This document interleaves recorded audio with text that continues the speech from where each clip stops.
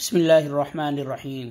آج ہم عزیر شمس حفظہ اللہ، جو ایک عظیم محقق ہیں اور ساتھ ہی معروف و مصنف اور کئی کتابوں کے محقق اور مخطوطات کے محقق ہیں، ان کے ذریعے علی گڑھ تحریک اور سید احمد خان کی جو تحریک تھی تعلیمی، اس کے بارے میں ہم ان کا لیکچر سنتے ہیں شیخ ثناء اللہ ساگر تیمی کے ساتھ۔ السلام علیکم ورحمۃ اللہ وبرکاتہ۔ محترم ناظرین، حسب وعدہ ہم فضیلت الشیخ محمد عزیر شمس حفظہ اللہ کے ساتھ آپ کے سامنے ہیں، اور ہم نے جیسا کہ لکھا تھا کہ سر سید احمد خان اور علی گڑھ تحریک سے متعلق انشاءاللہ ہم گفتگو کریں گے۔ اس سے پہلے ہم شاہ ولی اللہ محدث دہلوی رحمۃ اللہ علیہ اور سید اسماعیل دہلوی اور سید احمد بریلوی دہلوی کی جو تحریک شہیدین کے نام سے جانی جاتی ہے، اس سے متعلق گفتگو کر چکے ہیں۔ شیخ بے انتہا شکریہ آپ کا، جزاکم اللہ خیر، آپ نے اپنا اتنا قیمتی وقت نکالا۔ آج ہم لوگ علی گڑھ تحریک سے متعلق بات کریں گے۔ 1831 تک ہم لوگ آئے تھے۔ 1817 میں سر سید کی پیدائش ہے، اور 1857 میں وہ بڑا واقعہ ہوتا ہے ہندوستان کی سطح پہ۔ پہلی جنگ آزادی کا نام بھی دیا گیا اسے، یا غدر بھی کہا انگریزوں نے۔ بہرحال جس تناظر میں بھی دیکھا جائے، اس کے بعد علی گڑھ تحریک ایک بڑا منظر ہے، ایک بڑا منظرنامہ ہے۔ وہاں سے پھر مطلب کیا کہتے ہیں، مسلمانوں کے سوچنے کے زاویے پہ بہت اثر پڑا ہے، مسلمانوں کی سیاست، تعلیمی جو صورتحال ہے، وہ ساری چیزیں۔ یعنی 1831 کے بعد ایک دوسرا پڑاؤ جو ہے وہ 1857 ہے، اور اس کی کوکھ سے نکلنے والے جو افکار و خیالات ہیں، اس میں سر سید ایک بڑی ہستی کے طور پہ، ایک بڑے مصلح یا ایک بڑا ایک ایسے فرد کے طور پہ ابھرتے ہیں جو بہت سارا بھونچال ان کی وجہ سے سامنے آتا ہے۔ بہت ساری سطحوں پہ بہت سارے افکار کے دریچے واہ ہو رہے ہیں، وہ مطلب مثبت اور منفی دونوں ہو سکتے ہیں، لیکن بہرحال سر سید ایک بہت بڑی حیثیت سے ہمارے سامنے آتے ہیں۔ 1857 کے بعد جب سر سید عملی زندگی کا حصہ بنتے ہیں باضابطہ، یا جب وہ ایک ایسی شخصیت ہیں جن کے بارے میں مثبت یا منفی باتیں ہونے لگی ہیں، تب تو وہ بہت مطلب تب کے سر سید سے لگ بھگ دنیا واقف ہے۔ اس سے پہلے بھی سر سید لگ بھگ 40 سال کی عمر کے ہیں۔ وہ جو زندگی ہے سر سید کی، ان کی جو تشکیل ہو رہی ہے، جو شخصیت بن رہی ہے، ان میں کون سے عناصر ہیں جو کام کر رہے ہیں، کس طرح کے خاندان میں وہ پیدا ہوئے ہیں، اور کس طرح کی تعلیمی لیاقت ان کی رہی ہے۔ سر سید کا خاندان بہت ہی معروف علمی خاندان تھا، اور ان کے والد جو تھے وہ ایک بہت بڑے صوفی تھے، شاہ غلام علی، جو مجددیہ سلسلہ سے وابستہ تھے، ان کے بھی مرید تھے۔ اسی طرح احمد سرہندی رحمۃ اللہ علیہ، ہاں، ان کا جو سلسلہ مجددیہ سلسلہ ہے، تو اس میں مظہر جہاں جانا تھے، اس کے بعد پھر شاہ غلام علی تھے دہلی میں۔ اور ان کی والدہ جو تھیں تو وہ شاہ عبدالعزیز اور ان کے خاندان سے متاثر تھیں، اور بلکہ انہی کے متبعین میں شمار کیا، بلکہ کہا جاتا ہے کہ بیعت بھی انہوں نے ان سے کی۔ یعنی تصوف اور شریعت دونوں کا مجمع ہے، یعنی علمی طور پر شاہ عبدالعزیز کے خاندان سے، اور تصوف اور رشد و سلوک کے باب میں شاہ غلام علی جو ہے ان کے سے دونوں سے تعلق تھا۔ چنانچہ بچپن میں بتاتے ہیں سید احمد خان صاحب کہ میں ان کے گود میں کھیلتا تھا، چھوٹا تھا تو جاتا تھا، کچھ شرارت ورات بھی کرتا تھا۔ یہ شاہ غلام علی کے۔ اچھا، کیا؟ اور کافی وہ پھر میں کچھ شرارت بھی کرتا تھا، لیکن وہ انگیز کرتے تھے، اور بہرحال وہ بڑا ذکر کرتے ہیں ان کا۔ بہت دوسری چیز یہ کہ انہوں نے پھر وہیں 20 سال کی عمر تک تقریباً تعلیم بھی وہیں حاصل کی، مختلف اساتذہ اور لوگوں سے، مختلف فنون کی تعلیم حاصل کی۔ یعنی فارسی ورسی پڑھی پہلے، اس کے بعد پھر دوسرے جو علوم ہیں ان کا حتیٰ کہ انہوں نے مثلا ریاضی، ہندسہ اور طب وغیرہ یہ سب بھی پڑھا انہوں نے۔ یعنی حساب پڑھا انہوں نے، میڈیکل کی تعلیم حاصل، میڈیکل نہیں، یعنی طب قدیم، جو طب اسلامی جس کو طب یونانی کہا جاتا ہے، طب یونانی، اور ہندسہ یعنی انجینئرنگ وغیرہ اس طرح سے متعلق، ہاں، بلکہ اس پر بعض رسائل و کتب بھی لکھے ہیں موضوعات سے متعلق۔ اور آخر میں انہوں نے پھر ان کو موقع ملا تو 2-3 بڑے جو عالم اور مشاہیر تھے، ان سے بھی انہوں نے عربی علوم فنون سے متعلق بعض کتابوں کی یعنی تعلیم حاصل کی۔ جیسے وہ کون لوگ؟ جیسے مشہور جو تھے، ایک تھے مولانا مملوک علی نانوتوی، جو مولانا قاسم نانوتوی وغیرہ کے بھی استاد ہیں۔ دوسرے شاہ مخصوص اللہ، جو شاہ ولی اللہ کے پوتے تھے، یعنی مخصوص اللہ بن رفیع الدین بن ولی اللہ. کیا بات. تو وہ ان سے بھی پڑھا. اچھا اس طرح سے اور بھی 2-3 مشائخ تھے. اور اس زمانے میں دلی، آپ اگر دلی کی تاریخ پڑھیں تو آپ کو اندازہ ہوگا بڑے بڑے مشاہیر تھے، ادبا، شعراء، غالب تھے اور دوسرے اس زمانے کی دلی ہاں امام بخش صاحبائی اور بڑے بڑے عبداللہ خان عربی وغیرہ کافی لوگ تھے. تو ان سب سے راہ و رسم تھی. اور بلکہ ان کی اگر کتاب آثار السنادید آپ دیکھیں گے تو اس میں ان سب لوگوں کا ذکر بھی ملے گا، دلی کے جتنے فضلاء ہیں. آثار السنادید اصل میں دلی کی جو مختلف عمارتیں ہیں اور ان کا اس کے جو تاریخی مقامات اور جگہیں ہیں ان سب کی روداد ہے، اس کا وصف ہے جو انہوں نے لکھا تھا. اچھا لطف کی بات یہ ہے کہ اس کا جو پہلا ایڈیشن چھپا تھا تو اس میں بعض ایسی چیزیں جو انہوں نے درج کی تھیں دوسرے ایڈیشن میں انہوں نے حذف کر دی. مثلا 1847 میں وہ پہلا ایڈیشن چھپا تھا اس کا، تو اس میں شاہ اسماعیل شہید وغیرہ کا ذکر تھا سید اور دوسرے لوگوں کا ذکر تھا اور ایسے لوگوں کا کہ جن کا تعلق قتال و جہاد وغیرہ سے رہا. اس لیے کہ 1831 میں انہوں نے جو شہادت کا واقعہ بالا کوٹ کا پیش آیا تھا تو اس وقت ان کی عمر تقریباً 14 سال کی رہی ہوگی. اور شروع کی زندگی ان کی اتباع سنت و عمل بالحدیث کے جذبے سے متاثر تھی یا مطلب وہی زندگی؟ بلکہ وہی زندگی. انہوں نے بعض کتابیں لکھی، راہ سنت کے نام سے بدعت کے رد میں ایک کتاب لکھی ہے. اسی طرح سے ایک کتاب، وہ جو کتاب ہے شیخ، کیا اس پہ ترکۃ الایمان وغیرہ کا کوئی اثر ہے؟ ہاں بالکل اسی طرح کا امپیکٹ ہے تقریباً اس میں. اور وہی چیزیں ہیں جو انہوں نے بیان کی. تو شاہ اسماعیل شہید سے ایک زمانے میں بڑے متاثر تھے. بلکہ وہی میں بتا رہا ہوں کہ آثار السنادید کے پہلے ایڈیشن میں شاہ اسماعیل شہید کا جو ذکر ہے اور بہت ان کو جو کافی مطلب ان کے بارے میں تبصرہ کیا ہے اور ان کی خدمات کا ذکر ہے اور دوسرے تو وہ دوسرے ایڈیشن میں 1854 میں حذف کر دیا. یہ دہلی میں ہے سر سید احمد خان. ٹھیک. شاہ اسماعیل سعید بھی دہلی میں ہیں. دہلی میں تھے. کیا ملاقات ہے کبھی ان کے یہاں جانے کا؟ کچھ ایسا چھوٹے رہے ہوں گے اس وقت میرے خیال سے. وہ لوگ تو جہاد واد میں نکل گئے نا 1826-24 میں، تو اس طرف نکل گئے. تو یہ تو بہت چھوٹے رہے ہوں گے اس وقت. تو ان سے ملاقات کرنے. لیکن ان کے جو اور دوسرے خاندان کے لوگ جیسے شاہ مخصوص اللہ تھے ان لوگوں سے ملاقات، پڑھائی کی. ہاں ان لوگوں سے ملاقات کی، پڑھا. اچھا پھر انہوں نے یعنی 16-17 سال کی عمر تک تو یہ سب پڑھا. پھر اس کے بعد 1841 میں انہوں نے ایک امتحان پاس کیا منصفی کا، یعنی اس میں عدالت میں منصف کے طور پر یا جج کے تحت کام کرنے والے، تو سر رشتہ دار کہا جاتا ہے اس کو، منشی وغیرہ. ہاں منشی یا اس طرح سے ان کے ہیلپ کرنے والے کاتب وغیرہ. تو وہ انہوں نے امتحان پاس کر کے اس کے بعد پھر ایک جگہ ملازمت کر لی. اور پھر وہ اسی سلسلے میں تقریباً پوری زندگی عدالت ہی کے اندر بحیثیت کہیں کسی جگہ سب جج، کہیں کسی جگہ کچھ ہو کر کے انہوں نے زندگی گزاری اور مختلف جگہوں پر گئے. اور مطلب تبادلہ ہوتا رہا، کبھی بنارس ہے، کبھی غازی پور ہے، کبھی بجنور میں، کبھی میرٹھ میں، کبھی انہیں مختلف جگہوں پر گئے. تو یہ 1857 سے پہلے تک تقریباً یہ صورتحال تھی ان کی. یعنی تعلیم حاصل کی انہوں نے، پھر ملازمت کر لی اور اس کے بعد اسی دوران کو یہ سوچا کہ کچھ چیزیں لکھیں تو کچھ سنت و بدعت سے مختلف چیزیں لکھیں. ایک رسالہ چھوٹا سا لکھا انہوں نے کلمۃ الحق کے نام سے. اس میں انہوں نے یہ پیری مریدی وغیرہ سے متعلق اس کے اوپر رد کیا ہے. اور کچھ چیزیں ایسی بھی لکھیں کہ جو انہوں نے مثلا اس زمانے میں یعنی زمین سے متعلق ہے کہ وہ حرکت نہیں کرتی ہے، یعنی پرانے جو خیالات ہیں اس کے مطابق. اور ایک رسالہ لکھا جر ثقیل. جر ثقیل کا مطلب ہوتا ہے یعنی بہت ہی وزنی چیزوں کو کیسے اس کو ہٹایا جا سکتا ہے اور منتقل کرنے کی صورت کیا ہوتی ہے. اس پر باقاعدہ کتابیں ہیں ہندسہ کے اندر، تو اس پر ایک رسالہ لکھا. تو علمی موضوعات پر اور اسی طرح سے تاریخی موضوعات، تاریخی چیزوں سے شروع میں دلچسپی. آثار السنادید کے علاوہ کیا کہ بہت مشہور کتاب جو ابوالفضل کی ہے آئین اکبری، تو وہ بھی انہوں نے ایڈٹ کی اور اس کو شائع کیا.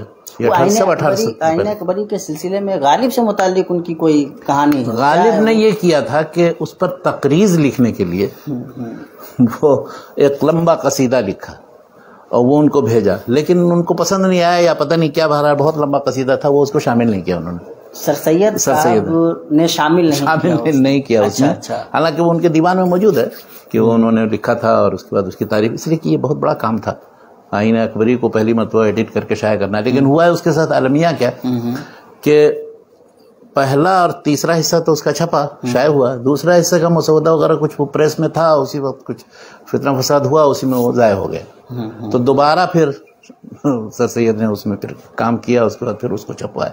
دوبارہ 3 حصے میں ہے اور اس کی وجہ سے ایک طرح سے کافی یعنی اس کتاب اور آثار السنادید کی اشاعت کی وجہ سے ان کو بڑی شہرت ہوئی تھا کہ انگریزوں کے درمیان بھی ان کو یعنی رائل ایشیاٹک سوسائٹی جو لندن میں ہے اس کا ممبر چن لیا گیا ان کو اس کی وجہ سے کہ انہوں نے بڑی خدمت کی ہے تاریخ کی. ان کے علم اور فکر اور یہ جو ان کی تگ و دو ہے اس بنیاد پر مقام دیا گیا. یعنی یہ اندازہ لگایا کہ ایک طرف سے وہ ملازم تھے, دوسری طرف یہ علمی دلچسپیاں بھی تھیں, تو انہوں نے علم سے منہ نہیں موڑا.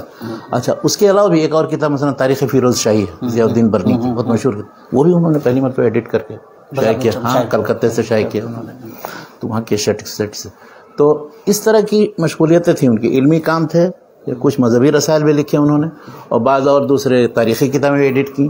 تو 1857 تک تقریباً یہ صورتحال. اچھا تو یہ جو یہ یہاں تک کی جو صورتحال ہے اس میں ان کے مذہبی خیالات کے بارے میں عام طور پر یہ بات آتی ہے کہ وہ شروع میں مطلب وہابی تھے, حدیث تھے, اور وہ بلکہ یہ تک آتا ہے کہ سید نذیر محدث دہلوی رحمۃ اللہ علیہ کو انہوں نے کہا کہ بھائی آپ جب مانتے ہیں ساری چیزوں کو عملاً کیوں نہیں کرتے. ہاں وہ ایک خط میں انہوں نے لکھا ہے, پہلا نیم چڑھا وہابی ان کو میں نے بنایا.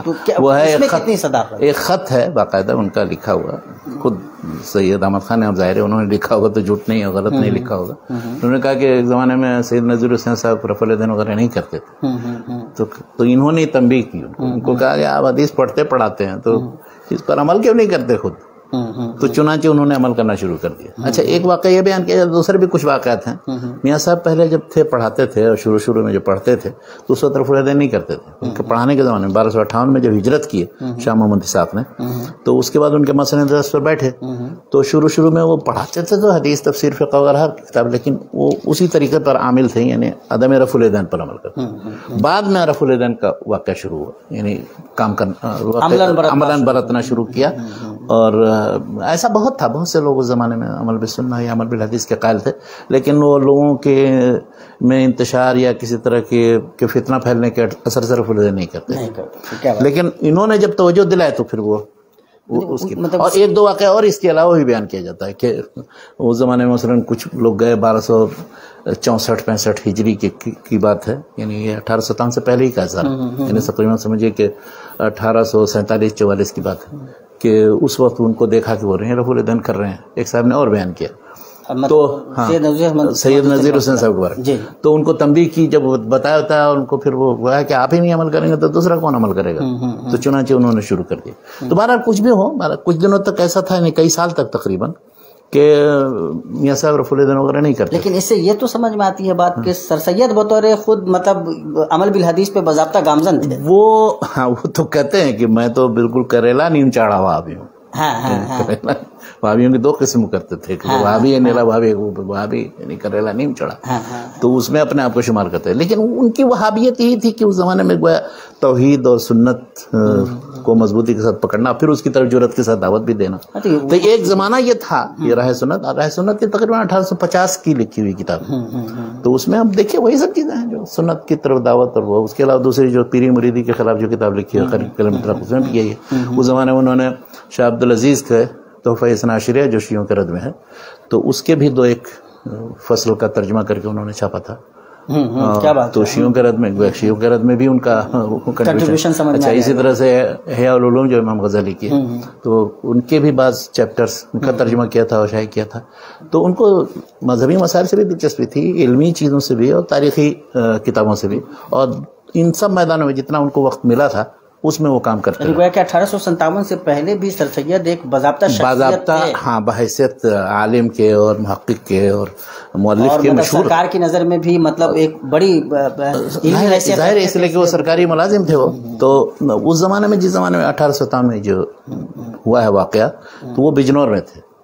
تو بجنور میں پھر جب چونکہ سرکار کے بہت مؤید تھے, انگریزوں کے یعنی کافی مطلب ہر طرح کی تائید وہ کرتے تھے, بلکہ اپنا خود لکھا ہے انہوں نے مضامین میں بھی, اور کتاب کے اندر بھی تاریخ سرکشی بجنور کے نام سے جو کتاب لکھی ہے, اس میں لکھا ہے کہ کیا واقعات کیسے کیسے پیش آئے. 1857 سے 58 تک 1 سال کی تاریخ ہے وہ.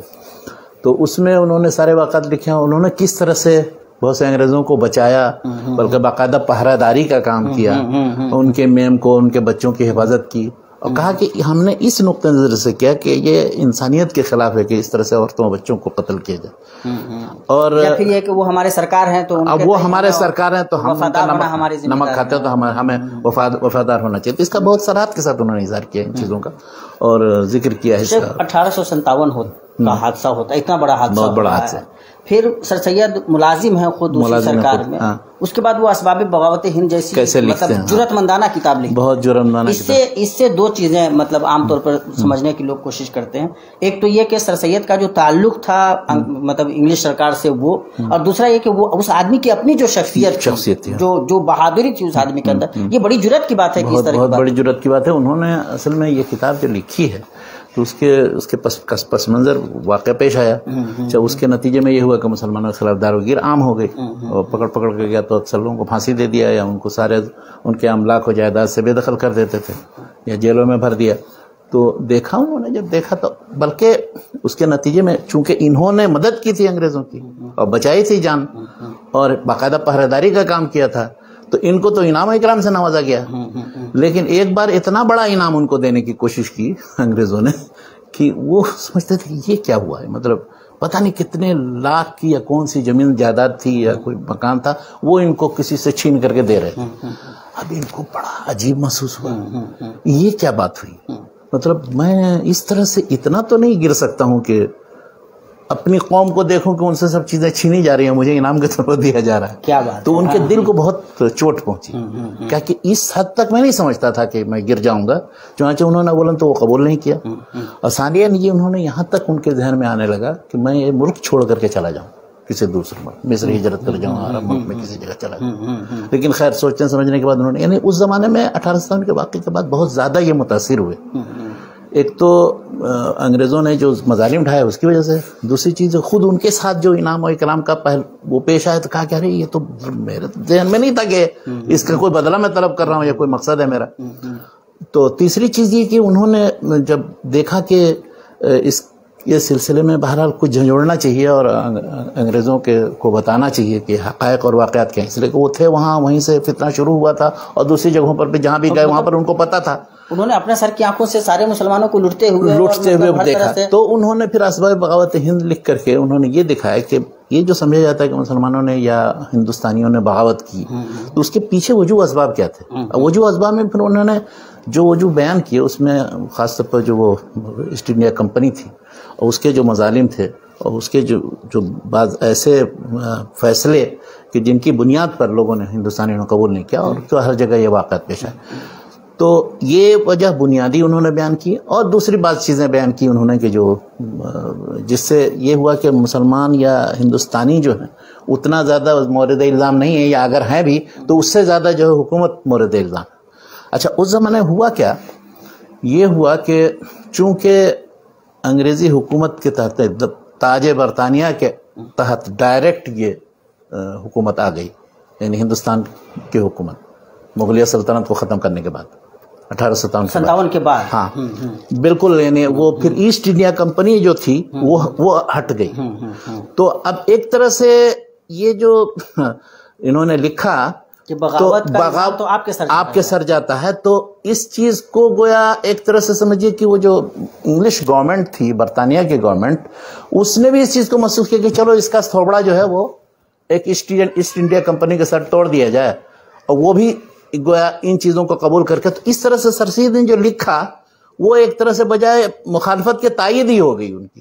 اچھا کیا بات. اور گویا اب جو تاج انگلشیا کو گویا دعوت دی جا رہی ہے کہ آپ صحیح معاملہ کریں.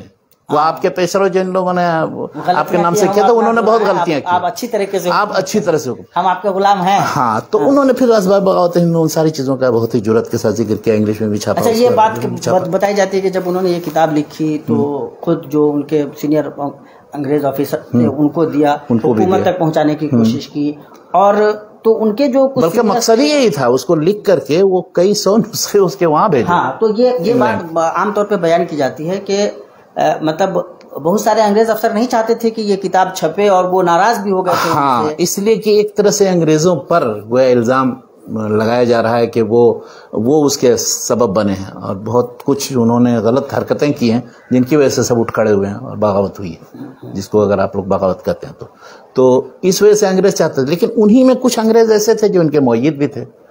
ہاں، اور انہوں نے یہ چاہا کہ ہاں ٹھیک ہے، یہ معاملہ جو وہاں تک پہنچے، چنانچہ انہوں نے انگریزی میں اس کے ترجمے کرا کر کے بھیجے وہاں. یہ بات بھی آتی ہے شیخ کہ ان کے جو ایک نان مسلم بڑے قریبی دوست تھے، انہوں نے بہت منع کیا کہ تم مطلب اس کی وجہ سے تمہیں نقصان ہوگا، لیکن اس کی پرواہ نہیں کی. ہاں، انہوں نے کہا کہ ہو جو بھی ہو، لیکن ایک یہ حقائق میں بیان کر کے اس کے بعد پھر اہل حل و عقد جو ہیں اوپر جو لوگ بیٹھے ہوئے ہیں پریوی کونسل، اس تک پہنچا دوں گا میں. چنانچہ یہ کام کیا، لیکن اس کا نتیجہ اچھا ہوا. اس کے نتیجے میں پھر ان پر اعتماد اور زیادہ ہو گیا انگریزوں کو، اور پھر یہ انہوں نے محسوس کیا کہ ہم نے ایک ذمہ داری جو مسلمانوں کو بچانے کی تھی وہ بہت حد تک میں نے پوری کی، اور مسلمانوں کے خلاف جو داروگیری کا سلسلہ تھا وہ رک گیا اور تھم گیا. 1857 جب ہو گیا تو اس کے رد عمل کے طور پہ سر سید کتاب لکھ رہے ہیں اسباب بغاوت. ایک جذبہ پیدا ہو رہا ہے کہ یار اس ملک کو چھوڑ کر کے نکل جاتے ہیں. پھر وہ اپنی قوم، ان کی زبان میں اپنی قوم کی صورتحال دیکھتے ہیں، برداشت نہیں ہوتا ہے، وہ کچھ کرنا چاہتے ہیں، قوم کو اس صورتحال سے نکالنا چاہتے ہیں. اس صورتحال سے نکالنے کے لیے سر سید کیا کر رہے ہیں؟ دیکھیے، وہ انہوں نے یہ محسوس کیا کہ صرف اتنا کہ ہم بغاوت کے جو اسباب ہیں وہ صرف انگریزوں کے سرمٹ کر کے یا اور دوسرے جو مسلمانوں کو وفادار بتا کر کے صرف ہم سرخرو ہو جائیں، اتنا کافی نہیں، بلکہ اس کا بنیادی علاج کرنے کی ضرورت ہے. کہ مسلمان جو ذلیل و خوار ہیں یا ان کو جو مثلا سرکاری ملازمتوں سے بالکل کنارہ کر دیا گیا ہے، وہ جو لارڈ مکالے کا جو نظام تعلیم تھا جس کے تحت ہوا یہ کہ مسلمان جو اتنے زیادہ باعزت تھے وہ ایک دم بالکل معلوم ہے کہ چند سالوں کے بعد ان کے اب کسی ملازمت کے اہل نہیں رہ گئے، اس لیے کہ انہوں نے وہ تعلیم نہیں حاصل کی. دوسری چیز یہ کہ زبان ہی بدل دی، وہ فارسی ورسی کے بجائے یا جو تھا وہ اردو بنا دیا یا انگلش بنا دیا. اچھا، اسی طرح قاضی جو ان کے مقرر ہوتے تھے وہ معطل کر دیا، مقرر کرنا. اور اسی طرح ان کی جتنے اوقاف اور وہ تھی جو ان کے مدارس اور ان کے ذریعہ معاش کا کام کرتی تھی، وہ اوقاف سب ختم کر دیے. تو مسلمانوں پر تابڑ تو نہیں، ان کے نظام تعلیم پر اس بری طرح سے حملہ ہوا کہ ان کے پاس پھر کوئی چارہ کار نہیں رہ گیا، یعنی کوئی صورت سمجھ میں نہیں آ رہی تھی. تو سر سید نے ان حالات کا جائزہ لے تو ان کو یہ محسوس ہوا کہ بغیر تعلیم کے، یعنی تعلیمی ترقی کے، مسلمان آگے نہیں بڑھ سکتے. دوسری یہ چیز ہے کہ مسلمانوں اور انگریزوں کے درمیان یا مسلمانوں اور غیر مسلمانوں کے درمیان جو بعد پیدا ہو گیا ہے یا ایک طرح سے عدم اعتماد کی بات پیدا ہو گئی ہے، اس کو کس طرح سے دور کرنے کی رولنگ کلاس سے جو ایک رولنگ کلاس سے انگریز ہمیں شک کی نگاہ سے دیکھتے ہیں، مسلمان بھی انگریزوں پر اعتماد نہیں کرتے ہیں. تو ان دونوں کو کیسے قریب لایا جائے؟ تو یہ تقریباً جب انہوں نے یہ محسوس کیا تو اس وقت سے لے کر کے اپنے آخر زندگی کے یعنی 40 سال جو آخری ہے اس میں اسی منصوبے پر کام کرتے رہے، چاہے وہ اس کی جو مختلف شکلیں ہوئی رہی. تو جو بنیادی طور پہ مطلب اب انہوں نے اب میں بتاتا ہوں آپ کو کیا کیا انہوں نے. اب دیکھیے، علی گڑھ بہت بعد میں وہاں قائم ہوا، لیکن اس سے پہلے وہ تھے غازی پور میں. جب غازی پور میں تھے تو انہوں نے انگریزی تعلیم کی طرف لوگوں کو توجہ دے، بلکہ ایک اسکول قائم کیا باقاعدہ، اور کسی انگریز کے نام پر، اسی کے نام پر اس کا اسکول بھی تھا. تو اس سے مقصد یہی تھا کہ وہاں لوگ تعلیم حاصل کریں. تعلیم حاصل کر کے پھر انہوں نے سائنٹیفک سوسائٹی قائم کی 1862. سائنٹیفک سوسائٹی قائم کرنے کا مقصد یہ تھا کہ انگریزی میں جو مختلف علوم و فنون و سائنس اور جغرافیہ اور تاریخ وغیرہ کی چیزیں ہیں وہ سب ترجمہ ہو کر کے اردو میں شائع ہوں. تو چنانچہ وہ کام بہت بڑے پیمانے پر شروع ہو گیا، اور اس کے بعد پھر وہ جب منتقل ہوا حیدرآباد میں، اس کا آفس پھر ادھر علی گڑھ میں منتقل ہو گیا، وہاں پھر اس کے بعد یہی کام ہوتا. تو اس میں بڑی تعداد میں کتابیں سب ترجمہ ہو کر کے شائع ہوئی ہیں. پھر انہوں نے یہ کیا کہ محمدن ایجوکیشنل کانفرنس قائم کیا تھا. اس کی وجہ کیا ہوئی کہ 1885 یا 86 میں کانگریس کا جب قیام ہوا، اور کانگریس بھی قائم کرنے والے سب انگریزوں کی مدد سے ہندو مسلمانوں نے مل کے قائم کیا تھا. اور اس میں بھی مقصد 2-3 مقصد تھا. صرف یہ تھا کہ ہندوستانیوں کو کچھ مراعات حاصل ہو جائے، اور وہ مطلب دوسری چیز یہ ہے کہ کچھ قوانین کے سلسلے میں ذرا بعض چیزوں میں تبدیلی چاہتے تھے. اور یہ نہیں تھی کہ مخالفت ہو، بلکہ وہ اس کو قائم کرنے والے ریپریزنٹیشن وغیرہ تھا، یہ تھا. اور ہماری باتیں جو وہ پہنچائی جائیں اوپر، اس کے بعد پھر تو اس طرح. لیکن یہ کہ اس میں 1-2 چیز انہوں نے خطرے کی محسوس کی. سر سید نے یہ محسوس کیا کہ کانگریس میں پھر بھی ایک چیز یہ ہے کہ ہندوستانی لوگ گویا کچھ ان سے مطالبہ کریں گے، اس کے بعد مزید مطالبہ کریں گے، پھر اس کے بعد ٹکراؤ کا خطرہ ہے، تو پھر کہیں وہی صورتحال نہ پیدا ہو جائے جو 1857 میں ہوئی تھی. تو اس وجہ سے انہوں نے پسند نہیں کیا کہ کانگریس کے تحریک کو، اور اس کے مقابلے میں انہوں نے محمدن ایجوکیشنل کانفرنس یا سوسائٹی بنائی. یہ 1885 کے بعد بنائی؟ یہ 85 ہاں تقریباً 1886 میں تقریباً ایسی 1885-86 یا کتنے سن پتہ نہیں، مجھے یاد نہیں رہ گیا. بہرحال تو انہوں نے اس کے بعد 1885 میں اگر کانگریس ہے تو 86 میں اسی کے بعد یہ قائم کیا، اور اس کے بعد اس کے جلسے ولسے ہونے لگے مختلف جگہوں پر. پھر سر سید یہ کرتے ہیں، بلکہ اس کے سے پہلے ہی وہ یہ کہ دیکھتے ہیں کہ وہ ملازمت میں پھنسے رہنے کی وجہ سے یہ تعلیمی کام اور وہ جو منصوبہ بندی تھی کہ مختلف جگہوں پر اسکولوں اور ایک مرکزی ادارہ قائم کیا جائے، تو اس کے لیے فرصت نہیں ملے گی، یا پھر اس کے لیے منصوبہ بندی کیسے کی جائے، یعنی کس طرح کا وہ جامعہ ہونا چاہیے، تعلیمی ادارہ ہونا چاہیے کہ جو آئیڈیل ہو. تو اس کے لیے انہوں نے محسوس کیا کہ یہاں رہتے ہوئے ہم صرف یعنی نظری طور پر سوچ کر کے کہ ہم خاکہ ایک بنا اور ایسا بنے گا. تو انہوں نے یہ محسوس کیا کہ نہیں، جا کے دیکھنا ہے، یورپ میں جا کے دیکھنا ہے وہاں کی یونیورسٹیاں کیسے ہوتی ہیں، وہاں کا کیسا نظام ہے، نظام تعلیم کیا ہے وغیرہ وغیرہ. چنانچہ 1869 میں تقریباً یا اسی کے لگ بھگ تقریباً وہ جاتے ہیں. وہ ان کا ایک گروپ جاتا ہے، وہ ان کے دونوں بیٹے سید حامد، سید محمود، اور ایک ان کے ساتھ اور رفیق کے طور پر تھے. وہ 5 آدمی گئے، اور وہاں تقریباً 1.5 سال یعنی 17 مہینے سے زیادہ، 18 یا 19 مہینے تقریباً وہ رہے انگلینڈ میں.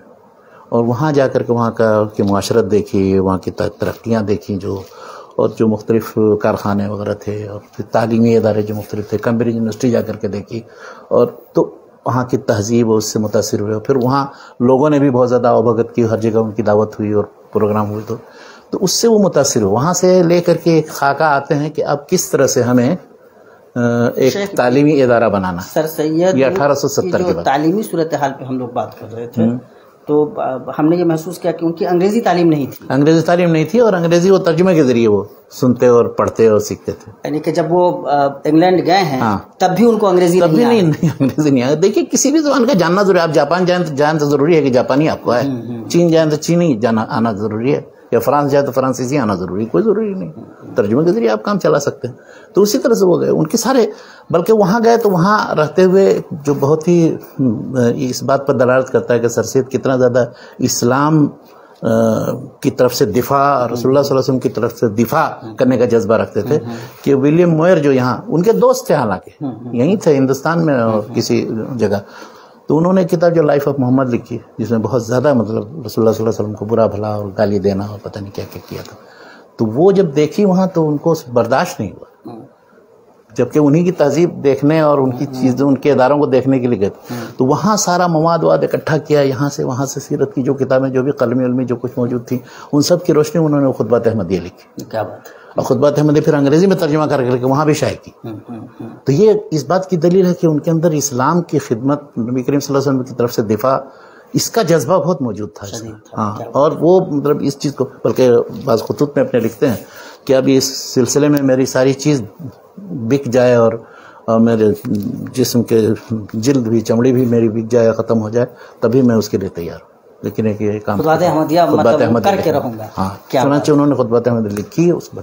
یعنی وہاں برطانیہ جانے کا صرف یہی مقصد نہیں تھا کہ وہاں ان لوگوں کو صرف دیکھیں، ان کے نظام کو، تعلیمی نظام کو، تہذیب کا مطالعہ کریں اور ان کی ترقیات کو دیکھیں، بلکہ وہاں بھی اسلامی جذبہ موجود تھا ان کے اندر. اور رسول اللہ صلی اللہ علیہ وسلم کے دفاع میں جو بے نظیر کتاب ہے وہ، اور میں تو امید کرتا ہوں کہ اللہ تعالیٰ شاید اسی سے ان کی ساری لغزشوں کو معاف کر دے اور جنت میں داخل کرے. تو اب وہ لوٹ کر کے 1870 میں آتے ہیں. 1869 میں گئے تھے، اور 18-19 مہینہ رہ کر کے واپس آتے ہیں. آنے کے بعد پھر انہوں نے وہی منصوبہ بندی کی تھی کہ کس جگہ کیسے کیا قائم کیا جائے. تو شروع میں ان کے ذہن میں یہ تھا کہ کوئی بڑا ادارہ ایسے نہیں قائم کر دیا جائے، بلکہ وہاں انہوں نے دیکھا تھا کیمبرج یونیورسٹی کا ہاسٹل اور دوسری جگہوں پر، کہ وہاں اصل اہمیت اس چیز کی ہے کہ بچوں کو کس طرح سے ہاسٹل میں رکھ کر کے تربیت کی جاتی، صرف پڑھانا نہیں کافی. تو انہوں نے الہ آباد میں جو یونیورسٹی تھی اس کے لیے ایک بورڈنگ ہاؤس قائم کرنے اور بنانے کی تجویز رکھی اور پیش کی.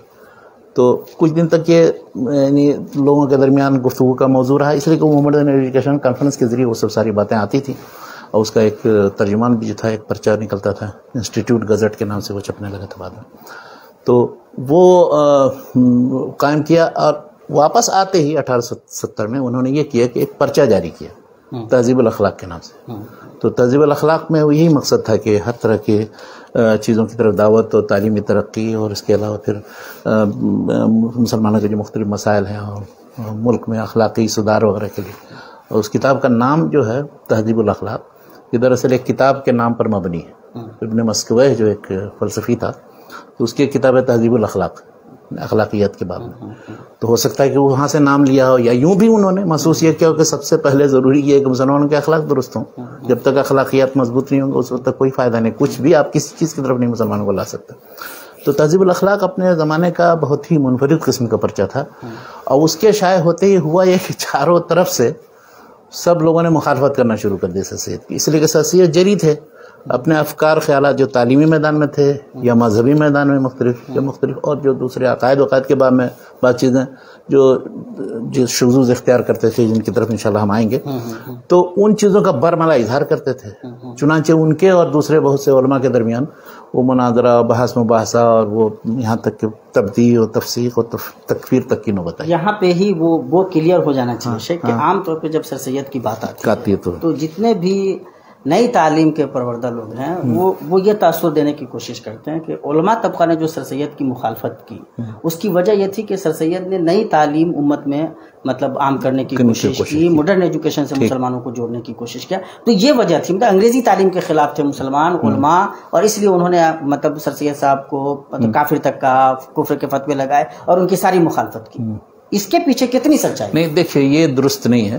اولاً تو کسی عالم سے منقول نہیں کہ انہوں نے کہا ہو کہ انگریزی زبان یا انگریزی علوم و فنون پڑھنا منع ہے. کسی عالم نے نہیں کہا، بلکہ جامعہ ملیہ کی جب تاسیس ہو رہی تھی 1920 میں، تو مولانا محمد الحسن صاحب شیخ الہند تھے. انہوں نے جو کہا کب علماء نے مخالفت کی اس چیز کی کہ انگریزی پڑھی جائے، جدید تعلیم حاصل کی جائے؟ اس کی کبھی کسی نے مخالفت نہیں کی. اصل جو مخالفت کی تھی علماء نے، اور ان کو جو اس سلسلے میں مطلب تردد تھا، وہ صرف ان کے مذہبی افکار کی وجہ سے تھا، سر سید کے مذہبی افکار کی طرف. اب کیا انہوں نے کیا، دیکھیے یہاں آنے سے پہلے بھی انہوں نے بعض چیزیں لکھنی شروع کر دی تھی. مثلا اب انہوں نے دماغ میں یہ تصور کیا کہ عیسائیوں سے یا انگریزوں سے قریب ہونے کے لیے کچھ بعض چیزیں ایسی لکھنی چاہیے کہ جس سے ان کو انسیت ہو اور مسلمانوں کو بھی ان سے انسیت ہو اور دونوں قریب آئیں. تو سب سے پہلے تو ایک لفظ نصارہ کے لفظ کی تحقیق کی. نصارہ اصل میں ناصرہ کی طرف منسوب کر کے یہودی لوگ عام طور پر عیسائیوں کو متون کرتے ہیں، اور مطلب ایک گھٹیا لفظ ہے سمجھیے، ناصری ان کو کہتے ہیں. تو مسلمان جب نصارہ کہتے ہیں ان کو، تو ان عیسائیوں کے ذہن میں یہ آتا تھا یا آتا ہوگا، یا انہوں نے محسوس کیا سر سید نے کہ کہیں اس کو گھٹیا لگتا. تب انہوں نے کہا نہیں یہ تو نصر سے ہے، نصر مانے مدد کرنا. تو نصارہ تو وہ تو قال من انصاری اللہ، تو مدد کرنے والے کون ہوتے؟ جو اللہ کی مدد، اللہ کے رسول کی مدد کرنے والے وہ انصار ہیں. وہ تو بہت اچھا لقب ہے، اور اچھا اس معنی میں ایک لفظ نصارہ کی تحقیق کی سلسلے. دوسرا کام یہ کیا کہ یعنی اہل کتاب کے کھانے سے متعلق رسالہ فی طعام اہل الکتاب، تو حکم طعام اہل کتاب میں اس میں دکھایا کہ ان کا ذبیحہ، ان کی چیزیں سب درست ہیں، منصوص ہے، قرآن مجید میں موجود ہے. تو اب علماء یہ اعتراض کرتے تھے کہ یہ کون سی بات ہوئی، وہ پتہ نہیں ذبح کرتے بھی ہیں کہ نہیں کرتے ہیں، اور کیسے کیا کرتے ہیں. نہیں، ان کا کھانا ٹھیک نہیں ہے اور مشکوک ہے، اس میں پتہ نہیں کیا کیا چیز ملا دیتے ہیں. تو علماء کا نقطہ نظر یہ تھا ان کا. تیسرا اس سے بڑا یہ کیا انہوں نے اصل میں شروع تو کیا تھا دوسرے مقصد سے، لیکن وہ 1857 کے بعد کے واقعات جو ہوئے 70 کے بعد، تو وہ ان کا رخ بدل گیا. پہلے کیا ہوتا تھا کہ عام طور پر جو پادری لوگ ہوتے تھے، تو وہ ہر جگہ، ہر نکڑ پر، ہر چوراہے پر وہ اسلام کو اور ہندو مت کو، دوسرے مذہب کو گالی دیتے تھے اور اپنے مذہب کا پرچار کرتے تھے، اور پمفلیٹ وغیرہ بانٹتے تھے اور مناظرے کرتے تھے اور مناظرے کا چیلنج کرتے تھے. تو اس زمانے میں سر سید کو بھی جوش آیا، لیکن یہ کہ انہوں نے بجائے اس کے کہ مناظرہ بازی کے میدان میں قدم رکھیں، انہوں نے یہ کیا کہ ایک کتاب لکھنے کا پلان بنایا، یہ دکھانے کے لیے کہ دیکھو تمہارے انجیل میں، تورات انجیل میں تو وہی سی چیزیں ہیں جو قرآن میں، تو تمہارے اور ہمارے دل میں کوئی بہت زیادہ فرق نہیں ہے. ہاں، بعض چیزیں جو مشترک ہیں ان پر آنا چاہیے، تعالوا الی کلمۃ سواء بیننا وبینکم. تو وہ لکھنا چاہتے تھے اس انداز میں، لیکن ہوا یہ کہ اس کے بعد انہوں نے یہ رسالہ طعام اہل کتاب لکھنے کے بعد انہوں نے تورات و انجیل کی ہی تفسیر لکھنا شروع کر دی، وہ تبیین الکلام کے نام سے، اور مقصد اس کا یہ تھا کہ اس کو پڑھ کر کے انگریز بھی سمجھیں گے کہ بھائی تم مسلمان ایک تورات انجیل کی اس انداز میں شرح کر رہا ہے کہ وہ قرآن کے قریب کر رہا ہے مسلمان، لیکن ہوا یہ کہ دونوں ناراض ہو گئے، یعنی دونوں میں سے کسی کو فائدہ نہیں، مسلمان بھی بدزن ہوئے، یہ کیا بات ہوئی کہ تورات انجیل کی تفسیر اور آپ اس انداز میں لکھ کر کے مسلمانوں کو لبانے کی کوشش کر، اور انگریز بھی نہیں، انہوں نے بھی نہیں قبول کیا، اگرچہ کچھ لوگوں نے اس کو سراہا لیکن اکثر لوگوں نے نہیں قبول کیا۔ پھر یہ ہوا کہ انہوں نے تفسیر لکھنا شروع کی قرآن مجید کی، تفسیر قرآن، یہ یہاں زیادہ خطرناک، اس لیے کہ اس میں انہوں نے پھر اپنے وہ سارے مذہبی افکار جتنے ہیں کہ جن کی بنیاد پر علماء نکیر کرتے تھے اس کا برملا اظہار کیا، بلکہ تفسیر کے سلسلے میں اصول تفسیر کی کتاب لکھی، اس میں تو سارے پرانے اصول سب بیکار کر دیے، انہوں نے کہا کہ نہیں، قرآن میں کوئی آیت منسوخ نہیں، مثال کے طور پر، اور اسی طرح سے تفسیر کے سلسلے میں انہوں نے کہا کہ جتنی غیبیات ہیں وہ سب جو سائنس کی روشنی میں درست نہیں ہے ان سب چیزوں کا انکار کر دیا یا اس کی تعویل کر دیا، جن کو یہ ملائکہ ہیں، جن ہیں، شیاطین ہیں، یا اس طرح کی جو مخلوقات ہیں اس کا کوئی وجود نہیں، اس کے مختلف جو اس کی مادی توجیہ، اسی طرح جنت جہنم جو یہ موجود کہیں خارج میں نہیں ہے موجود، اس طرح، اور یعنی بہت سے مسائل میں انہوں نے تقریباً جمہور امت کی ساری چیزوں کی مخالفت کی، عقائد کے باب میں بہت سے فروعی مسائل میں بھی، تو اس کی وجہ سے اصل میں علماء ناراض زیادہ ہوئے تھے، اور ان کے خلاف جن لوگوں نے بہت زیادہ، وہ ایک تھے ڈپٹی امداد العلی اکبر آبادی، تو وہ بھی انگریزوں کے اس میں ملازم تھے، لیکن یہ ہے کہ انہوں نے دیکھا کہ یہ کیا کس حد تک یہ چلے گئے، یعنی قریب کرنے کے چکر میں وہ سارے اپنے جتنے مذہبی عقائد ہیں اور مسائل جو مجمع علیہ ہیں ان کو نہیں مانتے۔ اب مثلا اصول شریعت کے سلسلے میں کہتے ہیں صرف قرآن ہے اور حدیث بھی وہ جو سنت یعنی عقل سے سمجھ میں آئے اور درست ہو، قرآن کے خلاف نہ ہو، باقی حدیثیں وہ بھی قابل قبول نہیں، اور اجماع اور قیاس کا تو کوئی اعتبار ہی نہیں، اجماع کیا چیز، پھر سے ہمیں غور کرنا چاہیے، چنانچہ ہر مسئلے میں غور کر کے انہوں نے نہیں رہا۔ اب ان کے تفردات و شذوذ کی بہت لمبی تفصیل ہے، لیکن یہ کہ مخالفت دراصل اس وجہ سے لوگوں نے، یعنی جو اوور آل مخالفت ہے ان کے مذہبی مسائل اور مذہبی مسائل کی وجہ سے وہ متون قرار دیا گیا، یا کفر وغیرہ کے جو بھی فتوے لگے ان کی جو وجوہات ہیں وہ یہ ہیں، نہ یہ کہ مطلب وہ انگریزی تعلیم کے لیے مسلمانوں کو ماڈرن ایجوکیشن سے جوڑنے کی کوشش کر رہے تھے، اس کے لیے لوگ مطلب ان کے خلاف، ایسا نہیں، بلکہ اسی لیے ان کو، اچھا انہوں نے کیا کیا، اب انہوں نے نیک نیتی کے ساتھ انہوں نے سمجھا کہ ورک آف گاڈ اور ورڈ آف گاڈ یعنی قرآن اور فطرت، ان دونوں کے درمیان جو ہے وہ اختلاف نہیں ہو سکتا ہے، تو اب ہر چیز کو ضروری ہے کہ ہم فطرت کے مطابق، سائنس کے مطابق، فلسفہ کے مطابق بات یہ کہ جس فطرت کو آپ فطرت سمجھ رہے ہیں وہ فطرت ہے کہ نہیں، یہ تو انہوں نے یہ جب کوشش کی اور بہت سی چیزوں سے متعلق لکھنا شروع کیا اور بتانا شروع کیا اور تعبیر و توجیہ کا راستہ اختیار کرنا شروع کیا، اور بالکل ہی مجمع علیہ جو چیزیں تھیں علماء کے درمیان، مفسرین کے درمیان، فقہاء کے درمیان، سب چیزوں کا انکار کرتی ہے، بلکہ بعض چیزوں سے مطلب بہت استہزائی انداز ہے، مثلا اب جتنے قصے ہیں مثال کے طور پر، اب چاہے وہ بنی اسرائیلی قصے ہوں یا غیر اسرائیلی قصوں کا جو ذکر ہے قرآن مجید میں وہ فی نفسی تو حقیقت ہے، اب ان کو بھی انہوں نے کہا نہیں یہ سب تمثیلی پیرائے میں ہے اور حقیقت سے اس کا کوئی تعلق نہیں، تو اب بہت علماء ظاہر ہے ان چیزوں سے ناراض ہوں گے، تو کوئی بھی ابھی اس وقت بھی کوئی کرتا ہے تو اس کے خلاف اٹھ کھڑے ہوتے ہیں۔ ایک چیز اور ان کی مخالفت کے سلسلے میں کہی جاتی ہے کہ سر سید ماڈرن ایجوکیشن کی طرف تو امت کو لے ہی جانا چاہ رہے تھے، وہ ساتھ ہی ساتھ جو انگریزی تہذیب ہے وہ یہ چاہتے تھے کہ مسلمان مکمل اس کلچر کو بھی قبول کر لیں، تو شاید مطلب یہ جو مخالفت تھی اس کی بڑی وجہ یہ بھی تھی، یہ بھی وجہ ہو سکتی ہے، اس لیے کہ سر سید جو تھے وہ صرف زبان ہی نہیں بلکہ اس پورے کلچر یا تہذیب کے مداح تھے جو انگریزوں کا تھا، یعنی یہ نہیں تھا کہ ہم اپنے کلچر پر ہم فخر کریں، بلکہ یہاں تک آتا ہے کہ پہلے وہ مثلا سر سید جو ہے عام ہندوستانی کپڑا پہنتے تھے، جب وہ جانے لگے انگلینڈ تو اس وقت کسی انگریز نے ان کو کہا کہ بھئی ایسے ہی تم چلے جاؤ گے تو اس کو تو کوئی اثر نہیں پڑے گا، ہمارے یہاں ذرا ظاہری رکھ رکھاؤ ان چیزوں پہننے اوڑھنے کا بڑا خیال کیا جاتا ہے، تو آپ ایسا کیجئے کہ ترکی ٹوپی لگائیے اور ذرا سا ٹھیک سے وہ شیروانی ٹائپ کا کوٹ ووٹ کچھ پہن لیجئے تاکہ وہ ایک شان جو ہے مشرقی شخصیت ایک لگے کہ ہاں بھاری بھرکم شخصیت ہے، ایسے جائیں گے معلوم کرتا پاجامہ ٹوپی وغیرہ میں تو اس میں کیا کوئی اہمیت نہیں ہے اس کی، تو چنانچہ انہوں نے ان کے کہنے کی وجہ سے وہ جو ہے ترکی ٹوپی لگانا شروع کی اور شیروانی جو خاص انداز کی وہ پہن کر کے، تو اب واحد باروں بعد میں ہوتا ہے اس سے، اور تو انہوں نے اختیار وہاں گئے، بلکہ اپنے گھر ہی میں انہوں نے اب وہ کھانے پینے سے متعلق وہ چمچہ کانٹا وغیرہ اور یہ سب ٹیبل وہ سب شروع کر دیا انہوں نے، تو وہ اس حد تک متاثر ہو گئے تھے کیونکہ ان کی تہذیب بھی اگر ہم اپنا لیں تو ہم گویا ترقی کر جائیں گے، اور ہماری تہذیب جو ہے وہ اس کے مقابلے میں اتنی زیادہ سمجھیے کہ ایک مطلب مروبیت کی بالکل کیفیت ہے اس میں. تو یہ جو ایک طبقہ تھا جو اس کو مطلب اچھا نہیں سمجھ رہا تھا ملت کے لیے، اس لیے انہوں نے مخالفت. شیخ ایک بات آتی ہے، ایک بھائی نے بھی اشارہ کیا ہے اور بلکہ یہ بات آتی بھی ہے، سر سید صاحب کے پاس ایک آئے ایک آدمی جو ان کی تفسیر دیکھنا چاہ رہے تھے، تو انہوں نے کہا کہ اللہ پہ ایمان رکھتے ہو، رسول اللہ پہ ایمان رکھتے ہو، قیامت آخرت اس سب پہ ایمان رکھتے ہو؟ تو کہا کہ پھر تمہارے لیے یہ کتاب نہیں ہے، یہ تو ان لوگوں کے لیے ہے جو ان پہ ایمان نہیں رکھتے. تو اس کی کیا صداقت ہے؟ ایک طرف اگر وہ یہ بات صحیح ہے تو پھر وہ مطلب اس طرح کے افکار کو اپنی ملت میں وہ اس وقت انہوں نے کہا کہ جب کالج قائم کر لیا 1875 میں مدرسہ شروع ہوا، مدرسۃ العلوم، اور 1877 میں پھر کالج کی بنیاد پڑی تو ایم اے او کالج جو ہے محمد اینگلو اورینٹل کالج 1878 کے شروع سے پڑھائی شروع ہو گئی. اور اس کے لیے جو انہوں نے نظام بنایا تھا وہ جو کیمبرج یونیورسٹی اور دوسری یونیورسٹی کو دیکھ کر کے خاکہ ہر شعبے کے صدر جو ہے انگریز ہوتے تھے، اور نظام امتحان کا نصاب وغیرہ وہ سب ٹھیک ٹھاک سے بنایا تھا انہوں نے. تو اب جب وہ یہ سلسلہ انہوں نے شروع کیا تو اب ان کو بدنام کرنے کے لیے مخالفین کے پاس یہی ہتھیار تھا. وہ کہتے کہ یہ انگریزی تعلیم دلا کر کے اور انگریزی سکھا کر کے ہمیں بالکل انگریز بنا دیں گے. بلکہ ان کو لقب ہی دیا جاتا تھا، یا تو نیچری کہتے تھے ان کو، یا کرسٹان ایسے کہتے تھے، کرسٹان کہتے تھے کہ جا کر کے وہاں کرسٹان ہو گئے. دیکھیے احکام تام اہل کتاب لکھ دی اور ہمیں بھی سب مسلمانوں کو دعوت دے رہے کہ ویسے ہی ہو جاؤ.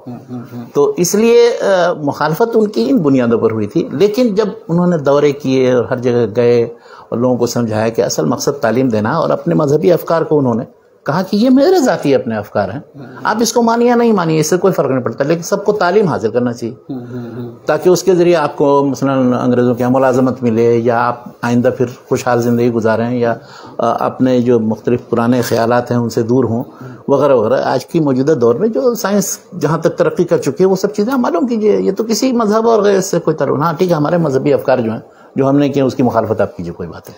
سر سید احمد خان کی ٹیم جو سر سید کے ساتھ تھی، ہاں، شبلی صاحب جیسے لوگ شبلی بھی ہیں، نذیر احمد ہیں، وقار الملک ہیں، محسن الملک جیسے حالی ہیں، بڑے بڑے دماغ ہیں اس وقت کے. کیا وہ لوگ سر سید کو نہیں سمجھا رہے ہیں کہ آپ کا جو مشن ہے تعلیمی مشن، آپ کے ان افکار کی وجہ سے ان پہ بہت چوٹ پڑے؟ وہ 2-3 آدمیوں نے ان کو سمجھانے بتانے کی کوشش کی، بلکہ بعد مخالفانہ باقاعدہ کتابیں لکھی، ان کو خط لکھا، ان کو سمجھاتے بھی تھے. وہ کہتے تھے میری یہ ذاتی چیز ہے. محسن الملک برابر ان کے مخالفت کرتے تھے بہت سی چیزوں میں. اس طرح سے شبلی نے بھی مطلب پوری تائید نہیں کی. ان کے دوسرے جو جیسے زبان کے سلسلے میں، اردو زبان کی خدمت کے سلسلے میں یا کہ تعلیمی جو اصلاحی تاریخ چلائی، لیکن اب ان کا جو علم کلام ہے، یعنی علم کلام کا مطلب یہ موجودہ دور میں ہم اسلام کا دفاع کیسے کریں اور اس سلسلے میں کتنی تعویل کر دیں ہم قرآنی آیتوں کی اور دوسری چیزوں کی، اس کے وہ سخت خلاف تھے. بلکہ شبلی کو کہا ہی جاتا ہے کہ اس کے بعد پھر وہ بالکل ہی ان کے مخالف ہو گئے. ابوالکلام آزاد بھی شروع میں اتنے عقیدت مند تھے، لیکن وہ بھی پھر اس کے بعد میں جو ان کو حقیقت سمجھ میں آئی تو یہ تو دوسری انتہا، یہ تو تجدد پسندی کی لہر ہے یہ، اور بالکل ہی ذہن کو ایک دم مولانا آزاد نے جو مروبیت والی بات ہے لکھی ہے سر سید سے متاثر ہونے کی، تو اس کی تو آخری جو راہ ہے وہ مطلب جو آخری پڑا وہ الہادی ہے، جب آپ مطلب ان ساری چیزوں سے نکل جاتے ہیں. یعنی ایک طرف بالکل شرک و بدعات خرافات اور سب جتنے رسم رواج کی چیزیں اس کو ماننے والا اسلام ہے، اور ایک اس سب چیزوں کو چھوڑ کر کے حتیٰ کہ دین اور قرآن کی آیتوں کی تعویل توجیہ اور عقائد مثبت کچھ بھی نہیں، سب چھوڑ دو. تو یہ دوسری انتہا، سر سید کی جو تعلیمات ہے یہ دوسری انتہا تک لے جانے والی ہے بالکل. تو اس کے مقابلے میں درمیانی راہ ہونی چاہیے. درمیانی راہ یہ کہ سنت کو آپ پکڑے رہے ہیں، ہمارے جو اچھی قدریں ہیں ان سے ہمیں نہیں باہر نکلنا چاہیے. اور اسی طرح سے جو علماء نے پچھلے علماء نے جو کچھ کہا تو سر سید کیا جواب دیتے تھے؟ سر سید جب بھی ان کے اوپر کہا جاتا تھا، ان کو حیات جاوید میں آپ پڑھیے، حالی نے ہر جگہ دفاع کیا ان کا. انہوں نے کہا کہ تو سر سید ہی نے تھوڑی کیا، اس سے پہلے بھی دوسرے لوگوں نے کیا. جی بالکل، ابن رشد نے کیا ہے، رازی نے کیا ہے، شاہ ولی اللہ نے لکھا ہے. شاہ ولی اللہ نے کہا کہ 5 ہی آیتیں منسوخ، ان کو تو کوئی نہیں برا بھلا کہتا ہے. اچھا لیکن یہ کمال ہے شیخ کہ جب بھی سر سید پہ ہم رد کرتے ہیں تو ان کی طرف سے دفاع کرنے والے لوگ یہی کہتے ہیں کہ بھائی تاریخ میں ہر موڑ پہ یہ ہوتا رہا ہے. لیکن میرے کہنے کا مطلب یہ ہے کہ کیا یہ مطلب کیا کہتے ہیں جائز جسٹیفیکیشن ہے، یہ صحیح تبریر ہے؟ جائز نہیں ہے. دیکھیے آپ اب ایسے کوئی شخص بھی ہے کسی بھی گمراہی کے لیے کسی بھی گمراہ شخص کا نام دے کر کے کہے گا کہ فلاں نے بھی یہ کہا، یہ تو کوئی وجہ جواز نہیں ہے. مختلف مکتب فکر کے لوگ اور مختلف افکار و خیالات کے حامل بہت سے دوسرے علماء رہے ہیں. مثلا آپ فلاسفہ کا کرو تو وہ نبوت ہی کو سرے سے نہیں مانتا تھا، جن پر رد کرنے کی ضرورت معتزلہ کو پڑی. معتزلہ نے باقاعدہ نبوت کے اس بات میں اور فلاسفہ کے رد میں کتابیں لکھی. تو اب اگر کسی فلسفی کو پکڑ لیجیے گا اور اس کی رائے آپ کے مطابق ہو رہی ہے تو آپ کہیں گے ہاں اس کی رائے جو ہے مطابق ہے، اور وہ اس نے بھی نبوت سے متعلق یہ کہا ہے. اب نبوت ہی کا قضیہ لے لیجیے. وہ سر سید بھی فلسفیوں کی طرح وہ یہ کہتے تھے کہ نبوت جو ہے ایک اعلیٰ، یعنی یہ جو مدارج ہیں ان میں سب سے اعلیٰ مقام ہے، وہ انسانی مقام. ہاں انسانی مقام تدریج کے ذریعے حاصل ہوتا ہے، جیسے فلاسفہ نے کہا. گویا کہ ایک مطلب ختم نبوت کے عقیدے کے خلاف جاتا ہے. تو اب اگر کسی فلسفی کا نام لے سر ابن سینا کا یا کسی دوسرے کا نام لے کر کے آپ کہیں کہ ابن سینا نے بھی یہ کہا، تو یہ کون سی توجہ ہوئی ہے؟ ہمارے یہاں یہ ہے کہ نبوت خاص ایک امتیاز ہے کہ جو اللہ تعالیٰ جس کو چاہتا ہے دیتا ہے، جس کو چاہتا ہے نبی بناتا ہے، جس کو چاہتا ہے نبی نہیں بناتا. یہ کوئی انسان کی اپنی صلاحیت اور اس کی بنیاد پر کوئی شخص بلند ہوتے تک نبی ہو جائے گا، ایسا نہیں ہوتا. جی بالکل. 40 سال تک خود جو نبی ہونے والا ہے اس کو پتہ نہیں رہتا. اب تو وہ سلسلہ سے بھی ختم ہے. کہنے کا مقصد یہ کہ نبوت سے مطلب یہ جو بحثیں ہیں غزالی نے کی ہیں اور دوسرے لوگوں نے کی، تو ان سب لوگوں نے یہی بتایا کہ یہ ایک موہبہ ہے من اللہ سبحانہ و تعالیٰ. یہ ایسا نہیں ہے کہ انسان اپنے ذاتی کوشش سے تو فلسفی نہیں مانتے. اس نتیجے تک پہنچتے ہیں کہ سر سید کی جو مخالفت ہوئی اس کی بڑی وجہ ان کے مذہبی افکار تھے، اصل یہی بات جو بنیادی طور پر اسلام کے ثوابت کے خلاف تھے. بالکل. ان کی نیت چاہے جتنی اچھی رہی وہ اسلام کو، یعنی عام جو جمہور امت ہیں اہل سنت کے مکتب فکر سے تعلق رکھنے والے، ان کے خلاف ہے، چاہے وہ معتزلہ کے موافق ہوں مثال کے طور پر، اور دوسرے جو ریشنلسٹ ہیں ان لوگوں کے خلاف ہو یا موافق ہو، یا رازی کے موافق ہو یا ابن رشد کے موافق ہو، تو ان کا نام لینے سے تو نہیں کام چلے گا نا. مطلب آپ یہ کہیے کہ ہاں یہ جو اہل سنت کی جو متفق علیہ چیزیں ہیں اس کے خلاف ہے، اس روش سے اس لیے ان کی مخالفت ہوئی. خیر یہ مذہبی نقطۂ نظر سے یہ معاملہ تھا، ان کی مخالفت ہوئی، اور شاید وہ فائنلی یہ ہوا کہ یہ افکار دب گئے اور وہ مطلب اس طرح سے رائج بھی نہیں ہو پائے جس طرح سے مطلب سر سید کے دوسرے افکار یا سر سید کی جو شخصیت تھی، یا پھر جس طرح سے انہوں نے کالج قائم کیا اور اس کے بعد جو مطلب کیا کہتے ہیں اثرات مرتب ہوئے. ایک تو یہ سطح ہے ان کی تعلیم. جب وہ ایک بڑا ادارہ جب کھول لیتے، ادارے کے واسطے سے، اور ان کی اچھی ٹیم ان کے پاس تیار ہو رہی ہے، تو کن کن میدانوں میں انہوں نے کارنامے انجام دیے یا ان کے اثرات مرتب ہوئے؟ اس میں تو مطلب 2-3 پہلو ہیں اس کے، اور علی گڑھ تحریک کے جو مختلف اثرات ہیں مختلف میدانوں میں اگر دیکھا جائے تو ہے. ایک تو کہ جدید تعلیم کی طرف مسلمانوں کو راغب کرنا، ہاں، اور بہرحال اس میں وہ کامیاب ہو گئے، اور الحمدللہ اسی کے نتیجے میں آج تک جو جدید تعلیمی ادارے اور مسلمانوں کی جدید تعلیم کی طرف رغبت جو ہوئی ہے، تو وہ یہ چاہتے تھے کہ جدید تعلیم ہو، مسلمان بچے ملحد بھی نہ ہو، یعنی بے دین بھی نہ ہو. تو اسی لیے انہوں نے ان کی دینی تربیت کا بھی اہتمام کیا، بلکہ وہاں جو شعبہ دینیات قائم کیا تو اس میں یہ بھی کہ اب وہ شیعہ سنی اختلاف نہ ہو، تو شیعہ دینیات الگ اور سنی دینیات الگ رکھا جو آج تک موجود ہے. تو اس کا فائدہ یہ ہوا کہ ہر شخص اپنے اپنے مطابق دین کو سمجھ کر کے عمل کرے، کوئی حرج نہیں، لیکن جدید تعلیم حاصل کرنے میں تو اس میں اختلاف نہیں ہونا چاہیے. تو یہ ایک تو تعلیم کے میدان میں تو اس کے اثرات بالکل بات. دوسری چیز یہ ہے کہ آزادی فکر اور اجتہاد کی دعوت جیسے وہ کہتے تھے، وہ کہتے ہیں قرآن ہے موجود اور جو حدیثیں صحیح ہیں بس اس کی روشنی میں اجتہاد کرنے کی دعوت، سارے جتنے پرانے فقہاء یا علماء نے کہا ہے اس کے اوپر قناعت کرنے کی ضرورت. تو اب جو انہوں نے جو اجتہاد کی دعوت دی یا آزادی فکر کی دعوت دی جو بالکل بے حد و قید تھی، تو اس کے پیچھے سارے جتنے جدید ذہن کے لوگ ہیں ان سب کے اغوا سمجھے پیشوا یہی ہیں. جیسے بعد میں مثال کے طور پر ہم اگر سر سید نے جن لوگوں پہ اثر کیا ان کے کچھ لوگوں کے نام اگر جیسے بہت مشہور جو لوگ ہیں، جیسے مثال کے طور پر چراغ علی تھے، بہت مشہور عالم و مفکر تھے وہ، اور ان پر بہت زیادہ اثر پڑا سر سید کا، بلکہ انہوں نے بہت سی چیزوں کو اپنے رسائل کے اندر بیان کیا ہے جن کی تفصیل علمی انداز میں مدلل انداز میں سر سید بھی نہیں کر سکے تھے. اصل میں سر سید اور چراغ علی کا اگر آپ موازنہ کریں گے تو آپ کا اندازہ ہوگا کہ چراغ علی عالم تھے، وہ مختلف علوم فنون میں درک رکھتے تھے. سر سید نے چونکہ عربی علوم فنون کا گہرائی کے ساتھ نہیں مطالعہ کیا تھا، مختلف علوم فنون پڑھے تھے، اور جیسے ایک عام مثقف آدمی ہوتا ہے کہ ہر چیز تھوڑی پڑھ لیتا ہے، لیکن جذبہ تھا ان کے اندر، تو اصلاح کی طرف دعوت دی ہر چیز کے اندر. تو کسی علم و فن کے متخصص نہیں تھے وہ. اب ان کو کہیے کہ آپ بہت بڑے فقیہ تھے تو نہیں تھے، محدث سے نہیں تھے، تفسیر نہیں تھے. تو اسی طرح سے ہاں تاریخ میں کہا جا سکتا ہے کہ ان کو درک تھا، لیکن تو اس کے مقابلے میں چراغ علی عالم تھے لیکن جدید حالات و تقاضے سے بھی واقف تھے.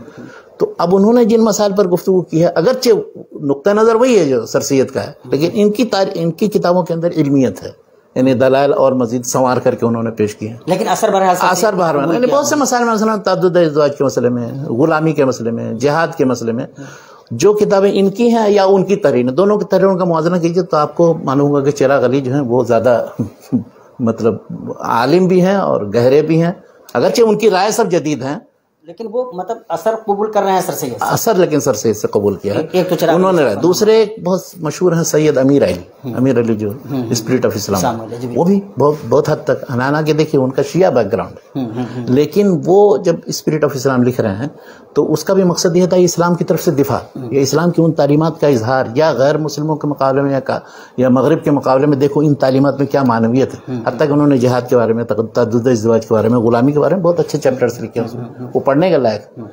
تو یہ دوسرے ہوئے. اچھا اسی طرح سے تیسرے ایک اور کہا جا سکتا ہے جیسے شبلی پر بھی بہت اثر ہوا. شبلی کو ایک زمانے میں لوگوں نے ان پر بھی فتویٰ لگا دیا تھا، اور بہرحال وہ اعتزال کی تھوڑی سی روش تھی ان کے یہاں. اعتزال کا مطلب یہ کہ وہ پکے ایک دم بالکل سنی اور اشاعرہ یا سلفی منہج فکر پر نہیں تھے قائم. ان کو جو فقہ میں تھے وہ حنفی تھے، لیکن فقہ میں بھی حنفی ایک دم پکے نہیں تھے. تو بلکہ ابن تیمیہ سے جب متاثر ہو گئے تو وہ تو دوسری طرف نکل گئے. تو یہ ہے کہ شبلی پر بھی بہت حد تک ان کی اقلیت پسندی پر بھی شبلی سید کا اثر، لیکن وہ ایک طرح سے ان کے متبع نہیں کہے جائیں گے، بلکہ ان کے رد عمل کی طرف انہوں نے مخالفانہ روش اختیار کی. یعنی انہوں نے جدید تعلیم کو ترقی حاصل کرنے، اس کو یہ کہتے تھے کہ یہ مادی ترقی ہے صرف، پھر بھی وہی جو ہے سمجھے غلامانہ زندگی گزارنے کے لیے. یعنی جدید تعلیم حاصل کرنے کا مقصد صرف یہ ہو جائے کہ ہمیں بس وہ کہیں کسی جگہ کلر کی مل جائے، اچھی نوکری کہیں مل جائے. یہ تو کوئی علم حاصل کرنے کا اور تعلیم کا مقصد نہیں تھا، پوری اسلامی تاریخ میں ہمارے نہیں رہا، اور نہ کسی اچھی قوم کا یہ ہونا چاہیے. تعلیم آدمی مثقف ہونے کے لیے حاصل کرتا ہے، روزی روٹی کمانے کے 50 دوسرے ذرائع ہیں. چنانچہ آپ دیکھیے گا کہ اب یہی جملہ مترجہ کے طور پر کہ یعنی جامعہ ملیہ اسلامیہ کا جو قیام 1920 میں ہوا ہے، وہیں علی گڑھ میں ہوا تھا، جس کے بانی مولانا محمد علی جوہر اور پھر سے شیخ الہند کے ذریعے اس کی تاسیس کرائی ہے. اس میں جو بنیادی مقصد تھا یہی تھا کہ یہ جو علی گڑھ میں وہ وہاں پڑھنے والے لوگ بس وہ صرف دنیا دار ہو کر کے رہ جاتے ہیں، اور ان کو اس کی فکر نہیں رہتی کہ علوم فنون میں درک حاصل کر کے اس کی خدمت کی جائے، قوم کی خدمت کی جائے. یہ جذبہ نہیں ان کے اندر مفقود ہے، یا خاص ریسرچ کا کام کرنے کی طرف توجہ دی جائے، یہ کچھ نہیں. تو اس میں جامعہ ملیہ میں قائم کرنے کا ہی بنیادی مقصد تھا کہ وہ آپ لوگ ذرا تعلیم کے مقاصد میں تھوڑا اور اوپر آئیے.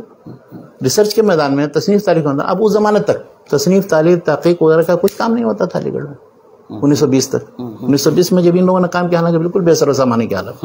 پہلے علی گڑھ میں قائم ہوا، 5 سال کے بعد 1925 میں دلی میں منتقل ہو گیا، اور اس کے ساتھ پھر وہ 47 میں لٹ پٹ گیا، لیکن اس کے بعد بھی الحمدللہ ابھی تک زندہ ہے. تو اب اس میں ایک امتیازی خصوصیت تھی، اولاً تو یہ کہ یہاں کے اساتذہ بہت سیدھے سادے اور بہت ہی تقشف کے ساتھ زندگی انہوں نے گزاری. طلبہ بھی جو تھے ان کے وہ اپنا اسی میں اپنا جفا کشی کی زندگی گزار رہے ہیں. ان کی تربیت کا بڑا اہتمام تھا. پھر یہ کہ پروفیشنل تعلیم کا خاص اہتمام کیا گیا اس زمانے میں، جبکہ اتنا زیادہ پروفیشنل تعلیم کی طرف توجہ نہیں تھی. وہاں کا بس ہدف یہ ہوتا تھا علی گڑھ کا، اس زمانے میں کی بات بتا رہا ہوں، آج کل کی نہیں بتا رہا ہوں، اس زمانے میں یہ کہ بس وہاں سے فارغ ہو اور کہیں کسی جگہ سرکاری ملازم لگ جائے. تو سر سید جو اثرات ڈال رہے ہیں، ہاں، تو اثرات بھی اور رد عمل بھی دونوں مطلب یہ بنیادی طور پر یہ 3 شخصیات یہ ہیں، اور اس کے علاوہ بھی ہیں. جیسے ہم جب ہندوستان میں خاص طور سے حدیث پہ گفتگو کرتے ہیں تو انکار حدیث کی جتنی لہریں اٹھی یا کبھی ڈانٹا بوجھنی سے ملتا ہے، کہیں نہ کہیں سر سید سے لے جا کر ہے. لیکن اگرچہ سر سید کو منکر حدیث ہم نہیں کہہ سکتے ہیں. اچھا، اگرچہ انہوں نے تعویل کا کام کیا ہے، توجیہ کا کام کیا ہے، یا بعض حدیثوں کو انہوں نے کہا کہ یہ صحیح نہیں، اس لیے کہ عقل کے پیمانے پر درست نہیں. لیکن اصل جو انکار حدیث سب سے پہلے کس نے کیا، وہ عبداللہ چکڑالوی، میں نے بتایا تھا وہ انکار حدیث والی. جی بالکل. تو وہ انکار حدیث کے سلسلے میں وہ نہیں ہیں وہ پیشوا، لیکن اب حدیث کے سلسلے میں تشکیک کے باب یہ کہہ سکتے ہیں وہ راستہ انہوں نے نکالا. یعنی جتنے بعد کے مشککین ہیں سب انہی کے طریقے پر چلے. شیخ جب سر سید کی بات آتی ہے، اتنا بڑا فیگر ہے وہ، اور خاص طور سے مطلب ہندوستانی مسلمانوں کے، بڑے صغیر کے مسلمانوں کے مسیحا مانے جاتے ہیں، تعلیمی مسیحا، اتنا بڑا کارنامہ انجام دیا. تو وہیں پہ یہ بات آتی ہے کہ عورتوں کی تعلیم کے فیور میں وہ نہیں تھے، یا پھر ان کا جو نظریہ تھا اس سلسلے میں بڑا عجیب و غریب تھا. وہ یہ کہتے تھے کہ عورتوں کی تعلیم اس حد تک ہونی چاہیے کہ اسلامی حدود و قیود میں ہو، اور وہ پھر اچھی خاتون بنے کہ جو صحیح طریقے سے بچوں کی تربیت دیں وغیرہ وغیرہ. یعنی بالکل مردوں اور عورتوں کی برابری کا جو تصور ہے وہ ان کے ہاں نہیں تھا. حتیٰ کہ یورپ بھی گئے، وہاں سے بھی آئے تو ان کو اس چیز کا قلق تھا کہ یہ چیز درست نہیں ہوا. اچھا کیا بات ہے, کچھ تو ہے جہاں ہاں صحیح نہیں, مطلب وہ چیز ایک دم برابری کا درجہ حاصل کر کے اس کے بعد اس کے بھی پھر مفاسد ہوں گے. ہاں لیکن اس کے ساتھ ساتھ دوسرا پہلو سنیے, دوسری چیز یہ ہے کہ عورتوں پر جو مظالم ہو رہے ہیں مسلم معاشرے کے اندر, اور جو سارے شوہر جو ہیں وہ بیویوں کو سب اپنی لونڈی سمجھتے ہیں اور ان کو نوکرانی کے طور پر بس وہ رکھتے ہیں اور وہ سب کچھ ہر طرح, تو اس کے بھی خلاف تھے سخت. اس کے بارے میں مضامین لکھے انہوں نے, بلکہ حال ہی نے پوری ایک نظم ہی لکھ ڈالی ہے چپ کی داد کے نام سے, جو نظم ہے زبردست. اس میں اس کی طرف سے مناجات بیوہ, چپ کی داد وغیرہ جو لکھی ہے, اسے اندازہ ہوتا ہے کہ ان کو ان کے درد کا احساس تھا اور ان کو کہ تعلیم کے بھی قائل تھے, لیکن تعلیم بھی اتنی ہو کہ وہ اسلامی شاعر اور اسلامی تہذیب کے دائرے میں ہو, نہ یہ کہ اس سے باہر ہو کر کے. اچھا یہ چیز صرف انہی کے ساتھ نہیں, آپ مصر میں دیکھیے مثال کی طرف محمد عبدو ہیں, اور ان کے زمانے میں جو مسلمین تھے, حتیٰ کہ جس نے تحریر المرأہ لکھی قاسم امین, تحریر المرأہ میں دیکھ لیجیے, تحریر المرأہ میں یہ نہیں کہتا کہ وہ باہر نکلیں اور سب کچھ اور پردہ چھوڑ دیں اور سب کچھ نہیں, پردے کے ساتھ دینی تعلیم حاصل کریں اور وہ سارے حقوق جن سے محروم کر دی گئی ہیں عورتیں وہ سب ان کو دی جائیں.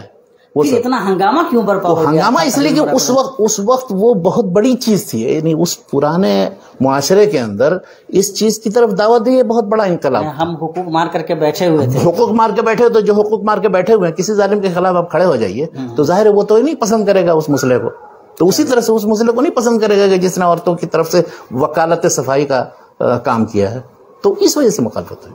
شیخ ہم لوگ وہ مطلب اس حد تک پہنچے جب ان کے تعلیمی نظریات پر ہم لوگ نے بات کی. سر سید بڑی شخصیت ہے اور ظاہر ہے بہت ساری سطحوں پر انہوں نے اثرات ڈالے ہیں, اور 1857 کی کوکھ سے دراصل سر سید اس طرح سے نمودار ہوتے ہیں. ظاہر ہے ان کے سیاسی نظریات بھی تھے. آپ نے جب 1885 میں جب کانگریس کی مخالفت عمل میں آ رہی ہے تو ان کا ایک دوسرا زاویہ نظر سامنے آتا ہے. ان کی سیاسی رائے کیا تھی, اور کیا واقعتاً بعد میں جو مطلب کیا کہتے ہیں پارٹیشن دو قومی نظریہ جو ہوا ہے, جو دو قومی نظریہ ہے, اس کے پیچھے واقعتاً سر سید ہیں؟ اس میں دیکھیے سر سید کی تحریریں اگر آپ دیکھیں گے وہ سب جمع ہو کر کے وہ شیخ اسماعیل پانی پتی نے 15-16 جلدوں میں چھاپ دیا ہوا پاکستان میں, مجلس ترقی ادب سے چھپی ہے. وہ صاحب جتنا تہذیب الاخلاق میں وہ جو بھی ادھر ادھر مضامین متفرق ہیں, تو ان کو پڑھنے سے یہ سمجھ میں آتا ہے, ان کی جو بعد کی تحریریں ہیں 1857 کے بعد کی اکثر ہیں تقریباً, شروع کی تو چیزیں تھوڑی سی ہیں, تو اس میں یہ ہے کہ کہیں کہیں ملی جذبہ کار فرما ہے, کہیں قومی جذبہ کار فرما ہے, اور اکثر تحریر وہ ہندو مسلمان کے درمیان تفریق نہیں کرتے ہیں, لیکن بہت سی جگہوں پر یہ ہے کہ مسلمانوں کو خاص طور پر خطاب کرتے ہیں, اس لیے کہ وہ دیکھ رہے ہیں کہ مسلمانی زور پذیر, تو وہ دونوں کی خیرخواہی, حتیٰ کہ تعلیمی اس کے سلسلے میں علی گڑھ جب قائم کیا یا اس سے پہلے بھی جو غازی پور میں اسکول قائم کیا ہوا, تو اس میں کوئی ہندو مسلم کی تفریق نہیں. لیکن بعض جگہوں پر مثلا ان کو تجربہ ہوا بنارس میں جب تھے 1867 میں تقریباً, تو وہاں پر کچھ لوگوں سے یہ سننے میں آیا کہ وہ لوگ مثلا ہندو لوگ جو تھے وہ یہ چاہتے تھے کہ ہندی زبان کو, اس زمانے میں بھاشا کہا جاتا تھا اس کو, ہندی زبان کو زیادہ ترویج کا موقع ملے, اور اس کے لیے وہ کوشش کرتے ہیں بھاشا اردو کی جگہ بھاشا کو رواج دیا جائے, دیوناگری رسم الخط میں دیوناگری. ہاں, تو یہ ان لوگوں نے یہ دعوت دی تھی, تو اب ان کو بڑا کھٹکا, کیا یہ کون سی بات ہے. اسی وقت سے ان کو یہ محسوس ہوا کہ اب جو ہے یہ زبان کی بنیاد پر یہ جو تفرقہ ہو رہا ہے کہ وہ لوگ اردو کو سمجھ رہے ہیں کہ مسلمانوں کی زبان ہے اور ہندی ہماری زبان ہے, حالانکہ یہ بات نہیں, دونوں زبانیں ایک ہیں, صرف رسم الخط کا فرق ہے, دائیں طرف سے لکھی یا بائیں طرف سے لکھی. تو انہوں نے اس وقت کھٹکا ان کو کہ انہوں نے اس کے لیے بڑی کوشش کی, جا کر کے وہ مختلف اپیلیں دائر کی کہ سارا سرکاری وہ جو ہے وہ اردو کے بجائے وہ اس میں بھاشا میں لکھا جائے, جبکہ اس زمانے میں اکثریت ہندو ہو چاہے سکھ ہو چاہے مسلمان ہو وہ سب اردو رسم الخط, عربی رسم الخط, فارسی رسم الخط میں لکھتے تھے. تو اب جب اس کے مقابلے میں اس طرح کی تحریک دیکھی انہوں نے, تو انہوں نے اس وقت اس شبہے کا اظہار کیا تھا. اپنے ایک انگریز دوست تھے وہاں, ان سے کہا کہ اب مجھے لگتا یہ ہے کہ یہ دونوں جو ہیں ہندو مسلم جو ہے مل کر کے ایک ساتھ نہیں رہ سکتے, اور اگر میرا خدشہ درست ثابت ہوا, اور خدا کرے نہ ثابت ہوا ایسا درست, یہ بھی انہوں نے کہا, تو پھر یہ ہے کہ آئندہ یہ خلیج اور بڑھتی جائے گی اور دونوں الگ الگ ہوتے چلے جائیں گے. چنانچہ یہی خدشہ, لیکن مطلب یعنی کہ مگر وہ کبھی بھی اپنی پوری زندگی میں, اگرچہ انہوں نے نیشنل کانگریس کی مخالفت کی یا کانگریس کے پلیٹ فارم پر نہیں گئے وہ,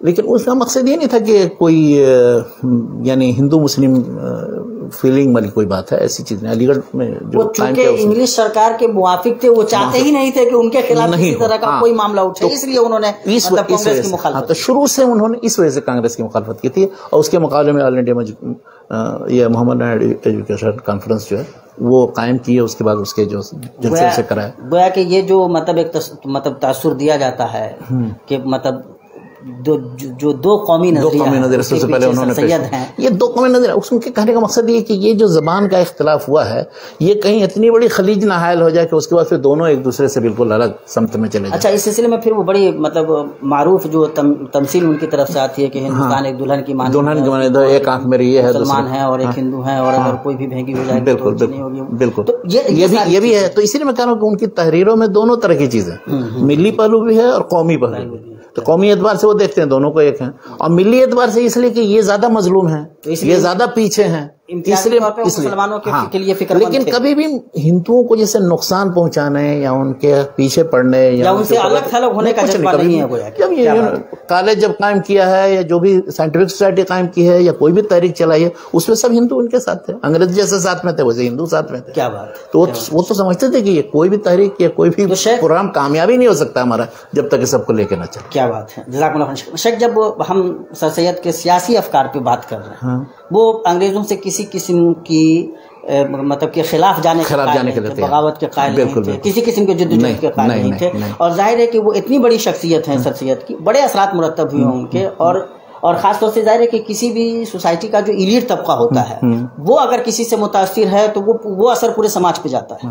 سر سید کی نے جو تعلیمی پیش رفت کی، اس کے بعد سے جو ہندوستانی مسلمانوں نے کا جو ایلیٹ طبقہ ہے وہ کہیں نہ کہیں ان سے متاثر ہے یا ان سے جڑا ہوا ہے. تو کیا ان کے جو سیاسی افکار تھے یہ کب تک مسلمانوں پہ حاوی رہے کہ یہ انگریزوں سے بالکل الگ تھلگ رہو، اپنے کام سے کام رکھو، کتنا چلا مت؟ دیکھیے ان کی وفات چونکہ 1898 میں ہو گئی. جی بالکل. تو ابھی وہ سب آزادی کی تحریکیں جو بڑے پیمانے پر اٹھی ہیں 20ویں صدی کے شروع میں، ربیع اول میں، خاص طور پر 1918 کے بعد، تو وہ صورتحال تو پیدا نہیں ہوئی تھی. تو اس پر چاہے ہندو ہوں چاہے مسلمان، چاہے کانگریس ہو چاہے وہ مسلم لیگ بھی 1906 میں قائم کر دی، وہ دونوں ہی تنظیمیں سب اسی طرح کی تھیں کہ وہ اپنے بس مفادات، ہندوستانیوں کے مفادات، مسلمانوں کے مفادات محفوظ رہیں. یہ نہیں چاہتے تھے کہ کوئی ملک کی آزادی چاہتے ہوں یا انگریزوں کے خلاف کوئی ایجیٹیشن یا ان کے خلاف کوئی ہنگامہ آرائی ہو. جو یہ 1919 کے بعد یہ سب سلسلہ شروع ہوا ہے، تو اس سے بہت پہلے 20 سال پہلے گزر گئے ہیں سر سید. تو اس پیشن گوئی تو وہ نہیں کر سکتے، لیکن اتنا انہوں نے کیا کہ تعلیم کی طرف، اس کے علاوہ سیاست کے سلسلے میں یہ کہ ہمیں جو ہے کبھی بھی مطلب یہ ذہن میں نہیں آنا چاہیے کہ ہم اپنی اس حکومت کے خلاف خروج کریں یا بغاوت کریں. اور میں نے لائل مسلمس آف انڈیا وہ اپنے آپ کو اور مسلمانوں کو کہتے تھے کہ وفادار مسلمان ہندوستان. یوں مانا جائے کہ 20 تک آتے آتے جو ان کا سیاسی اثر تھا وہ مسلمانوں پر سے ختم ہوا اور مسلمانوں نے جدوجہد آزادی کی وضاحت. لیکن میں بتاؤں آپ کو کہ یہ آپ جدوجہد آزادی کی تاریخ آپ پڑھیں، حتیٰ کہ سر سید کے بعد بھی مسلم یونیورسٹی علی گڑھ مسلم یونیورسٹی کا درجہ 1920 میں حاصل کرتے، اس سے پہلے کالج کی شکل میں. تو وہ اس میں جس طرح کے افکار سر سید کے تھے، اکثریت انہی افکار کی حامل رہی 1918-19 تک، بلکہ اس کے بعد بھی یہ سلسلہ رہا تقریباً آپ 47 تک دیکھیں گے. اگرچہ اس میں تھوڑی بہت تعداد ایسی تھی کہ جو کانگریسی ذہنیت رکھنے والی، لیکن اکثر سب مسلم لیگی تھی.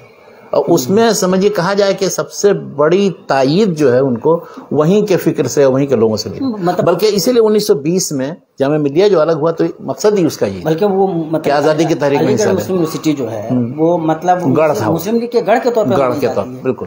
تو یہ مطلب وہیں سے کہیں نہ کہیں یہ ذہن لیا بھی جاتا ہے کہ جو مطلب جو دو قومی نظریہ ہے اس کے پیچھے کہیں نہ کہیں سر سید یا سر سید کے جو اتباع ہیں، یہاں پر جو مختلف لوگ کام کرنے والے تھے، یہاں کے جو پروڈکٹ ہیں. ایک تو مطلب یہ اب دیکھیے ایک مثال میں دیتا ہوں آپ کو. 2 بھائی حقیقی، ذاکر حسین، یوسف حسین خان. تو ذاکر حسین ہندوستان میں رہ گیا، صدر جمہوریہ بن گئے، یوسف حسین پاکستان چلے گئے.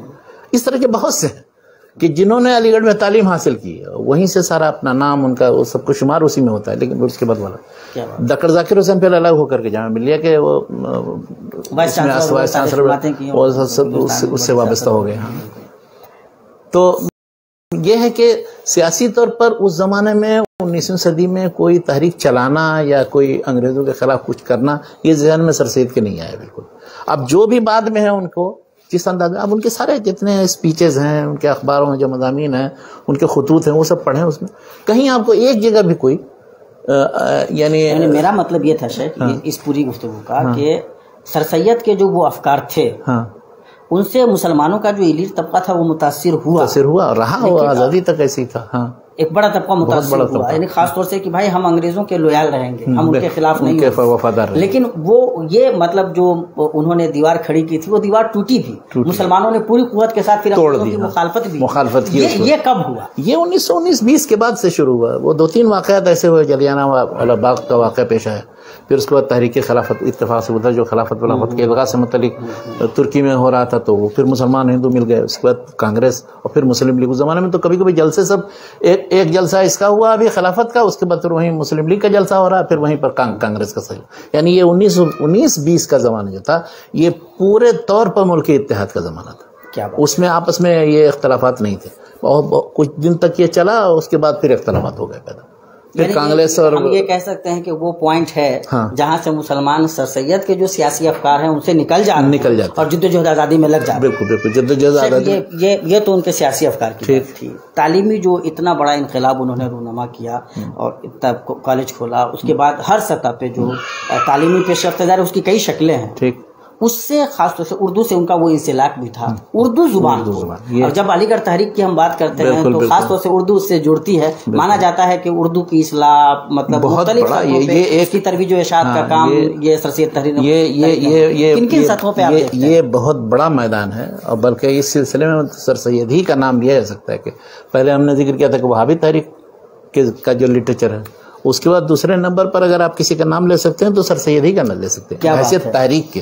بلکہ اس سلسلے میں ایک دلچسپ بات بتاؤں، وہ بھی سید احمد بریلوی تھے اور یہ سید احمد دہلوی تھے، یعنی دہلی کے تھے یا وہ، لیکن دونوں کے درمیان بعد المشرقین ہیں افکار کے. وہ لڑے باقاعدہ اور مقابلہ کرنا اور مخالف طاقتوں کو، بلکہ انہوں نے ہندوؤں کو خط لکھا ہے بعض راجاؤں کو، ان کو کہا کہ ہمارا مقصد ہے کہ باہر کے لوگوں کو نکالنا، لیکن ان سب خطوط کو یہ اس کے مقابلے میں بالکل ہی باہر والوں کو کے ساتھ مل کر کے رہنا. لیکن بس وہ یہ کہ تعلیمی میدان کے ساتھ انہوں نے جو ادبی میدان میں یہ کیا، انہوں نے تہذیب الاخلاق جب سے نکالا 1870 سے، تو وہ تو پھر اس کے بعد اظہار خیال کے لیے ہر طرح کے علمی مضامین کے لیے، اور خود ان کی جو سر سید کی تحریر ہے وہ، اور اس سے وابستہ جتنے لوگ تھے، یعنی آپ جو اساتین خمسہ کہے جاتے ہیں تو ان میں تو ایک کو چھوڑ کر کے، محمد حسین آزاد کو چھوڑ کر کے، باقی تو سب علی گڑھ ہی سے وابستہ. سر سید خود ہیں، حالی ہیں، شبلی ہیں، نذیر احمد ہیں. کیا بات ہے. جبکہ ان سب کے افکار و خیالات ایک جیسے نہیں ہیں، لیکن سب نے ذریعہ اظہار جو اردو کو بنایا، اس کے سلسلے میں جو پھر وہ اردو کی ترویج و اشاعت ہوئی، یہ تو ایسا کارنامہ ہے کہ وہ سر سید کی ہی تحریک، یعنی علی گڑھ تحریک کو مطلب کیا انہوں نے کیا کیا کہ پہلے یہ تھا کہ مقفع مسجع قسم کی نثر لکھتے تھے، فارسی زدہ، بالکل اس میں الفاظ داخل کر کے، بالکل پڑھیے آپ تو ایک دم عجیب طرح کی چیز لگتی تھی. تو انہوں نے کہا کہ یہ کیا ہے، تو اس کو ایک دم عوامی زبان بنا دی، جیسے وہابیوں نے بنایا اسی طرح سے ان لوگوں نے بنایا. ہم یہ مانیں گے کہ مطلب جو تقویت الایمان ہے یا جو وہابی لٹریچر تیار ہو رہا ہے، اس کا اثر مطلب سر سید اس کا اثر نہیں، اس کو انہوں نے اور بڑے پیمانے پر پھیلا دیا، اس لیے کہ صحافت ہاتھ میں آ گئی نا. اور اسی وقت انہی کی صحافت نہیں، اس کے بعد بھی جو بھی صحافت تھی، بس کہ اس کے رد عمل میں جو صحافت ہیں ان کو بھی کہا جاتا. مثلا اودھ پنچ اخبار، تو وہ مذہبی انداز میں ان پر رد کرتے تھے جو لوگ، یا مذہبی انداز میں جن لوگوں نے تنقید کی، جیسے مثال کے طور پہ اشاعت السنہ 1877 سے نکلنا شروع ہوا، تو وہ بھی دراصل انہی کے افکار و خیالات کے تعاقب میں اور قادیانیوں کے تعاقب میں ہوتا تھا. اسی طرح ایک تھا نور الافاق کے نام سے، ایک تھا ڈپٹی امداد العلی اکبر آبادی جو تھے، تو وہ ایک پرچہ نکالتے تھے، تو وہ اس کا مقصد ہی تھا تہذیب الاخلاق کا رد. تو جب تہذیب الاخلاق کو دیکھا کہ اب یہ جاری رکھنا بہت مشکل ہے اور بند کر دیا، تو انہوں نے بھی بند کر دیا اپنا. انہوں نے کہا کہ ہم نے تو شروع ہی اسی لیے کیا تھا کہ ان کا تعاقب کریں گے، بند کروا کے رہا تھا. چلو ٹھیک ہے، کیا بات. تو انہوں نے ایک طرح سے ہلچل پیدا کر دی. سارے جتنے لکھنے والے تھے وہ سب اردو میں ہر طرح کے مضامین چیزیں لکھنے لگے، اور سہل اور سلیس، اور اس میں جو ہر ایک کا بعض کا تو خاص اسلوب تھا. اب جیسے شبلی صاحب طرز ہیں، ڈپٹی نذیر احمد ڈپٹی نذیر احمد مطلب ناول نگاری وغیرہ کا افسانہ نگاری وغیرہ کا میدان میں معروف ہے، یا اس طرح سے حال ہی ہیں نظم، خاص طور پر مسدس کے ذریعے، مسدس جس کے بارے میں خود سر سید کہتے ہیں کہ قیامت کے دن جو اللہ تعالیٰ پوچھے گا مجھ سے کیا ہے تو کہا کہ بس یہ حال ہی سے مسدس لکھوا کر کیا بات ہے. تو لیکن اب دیکھیں ڈپٹی نذیر احمد مثال کے طور پر خرچ یہ خود بھی بہت سے شذوذ رکھتے ہیں، الحقوق والفرائض کے نام سے کتاب لکھی، وہ بہت لوگوں نے داروگیر کی ان پر. لیکن اب انہوں نے ایک ناول لکھے ابن الوقت. جانتے ہیں ابن الوقت سے کس کی طرف اشارہ کیا ہے؟ سر سیدی کی طرف اشارہ. سبحان اللہ. اس کو آپ پڑھیے. مقصد یہ ہے کہ یعنی پورے طور پر نہیں، انہوں نے کریکٹر ایک بنایا ہے اس میں، لیکن یہ ہے کہ وہ یہ دیکھنا چاہتے ہیں کہ کسی بھی صورت میں جو ہے اپنا مفاد پیش نظر رہنا چاہیے اور وہ متاثر نہ ہو. اس لیے ایسا تعلق رکھو انگریزوں سے کہ کبھی بھی کسی جگہ تمہیں مطلب زک نہ مفادات پہ چوٹ نہ پڑے. تو ایسے ہی شخص ابن الوقت ہوتا ہے. تو اس کو ایک طرح سے بالواسطہ، اگر بالکل پورے طور پر ہم نہیں کہتے ہیں کہ بالواسطہ انہی پر چوٹ ہے. اور اچھا اسی طرح اس میں تھے ایک سمیع اللہ صاحب، وہ بھی بہت سخت مخالف تھے بعض چیزوں کے، لیکن یہ لکھتے تھے. وہ ذکا اللہ تھے، منشی ذکا اللہ، انہوں نے تو مطلب وہ تاریخ ہند پر پتہ نہیں کتنی جلدیں لکھ ڈالی، وہ سب اردو میں. اس سے پہلے کبھی تاریخ ہند پر اتنی بڑی کتاب نہیں تھی. یعنی اس زمانے میں یا اس سے پہلے ایک وہ جو انگریز تھا جس نے ساری ان فارسی اور اردو کی کتابوں کے پیش نظر، وہ ایلیٹ ایک تھا جو جس نے ساری تاریخ کی پتہ نہیں کتنی جلدیں لکھ ڈالی ہیں. تو لیکن اردو میں نہیں کوئی ایسی تاریخ تھی جو ہندوستان کی ہے، تو وہ انہوں نے لکھی. تو کوئی موضوع ایسا نہیں رہ گیا کہ جس میں چاہے وہ افسانہ و ناول ہو، چاہے تاریخ ہو، چاہے مذہبی مضامین ہو، اور مختلف اور دوسرے تحقیق کی چیزیں، وہ سب اس کی سمجھیے کہ اس کا دروازہ ہی کھولا ہے سر سید نے. اور سب لوگ پھر اس کے بعد اسی دروازے سے پھر اس وسیع اور اس میدان میں آئے اور ایک طرح سے تجدید کا کام کیا. اچھا خاص آپ انشاء کہیے یا فنی نثر کہیے، تو اس میدان میں بھی اب سر سید کے بعض تحریریں بہت ہی اچھی ہیں، مطلب مزاحیہ طنزیہ انداز کی ہیں، یا اور جو دوسرے سر سید سے وابستہ تھے ان سب کی تحریریں. تو اس لحاظ سے بھی نثر کو ترقی دی انہوں نے، اور بہت بڑا ذخیرہ ہے ان کتابوں کا. یہ جو نظم کی اصلاح کی بات آتی ہے تو نظم کی اصلاح میں ان کا نام نہیں آتا ہے، وہ آتا ہے تحریک کا نام آتا ہے. سر سید کی تحریک کا حالی ولی کی وجہ سے تو آتا ہے، لیکن اصل میں حالی اور محمد حسین آزاد ان دونوں نے ہی پنجاب کے اندر جو ایک انجمن بنائی تھی ان لوگوں نے، اس انجمن کے ذریعے اس طرح کی جدید نظموں کی سلسلہ اس کی ابتدا ہوئی. اس کے بعد پھر خیر یہ بھی عام ہوا، لیکن خاص علی گڑھ کے شعراء ایسے آپ نہیں کہیں گے کہ ان لوگوں نے اس میں جدید نظمیں جدید. ہاں بعد میں کیا ہوا کہ اب علی گڑھ سے جو ان کے پروڈکٹ تھے، اب ان میں بہت سے لوگ ایسے تھے جو ترقی پسند تاریخ سے وابستہ ہو گئے. تو وہ ترقی پسند تاریخ سے وابستہ لوگ ظاہر ہے اس میں بھی پھر علی گڑھ کا نام آئے گا، مگر وہ صرف یہاں علی گڑھ ہی میں نہیں تھے، دوسرے بہت سی جگہوں پر تھے. تو اس سے یہ سمجھ میں آتا ہے کہ لسانی طور پر اور ادبی طور پر علی گڑھ کی تاریخ نے بہت زیادہ اثر ڈالا ہے، اور بعد میں سارے لوگ تقریباً تحریر سے اور فکر سے اور اسلوب سے متاثر ہوئے، اور انہوں نے ہر میدان میں تجدید کا کام کیا. اتنا سب کچھ کیا سر سید نے. سر سید کو گزرے ہوئے 1 صدی سے زیادہ کا عرصہ گزر چکا ہے. 124 سال 1998 میں ان کی وفات تھی. 1999 مطلب 98 میں 1 صدی، اور ابھی مطلب 21-22 سال کا عرصہ، 23-24 سال ہو گئے. آج بھی کیا سر سید ریلیونٹ ہیں؟ آج بھی ہیں سر سید ریلیونٹ. کس اعتبار سے آج کے تناظر میں؟ دیکھیں بعض ان کی چیزیں ہیں تو وہ تو بالکل مسلم ہے. مثلا جدید تعلیم حاصل کرنا، اس کی اہمیت کبھی کم نہیں ہوئی. جب آپ جس زمانے میں، جس ماحول معاشرے میں، جس ملک میں بھی، اس میں آپ جیسے ماضی سے واقف ہوتے ہیں اپنے علوم فنون جو ہمارے ہیں، اسی طرح جدید علوم فنون سے بھی.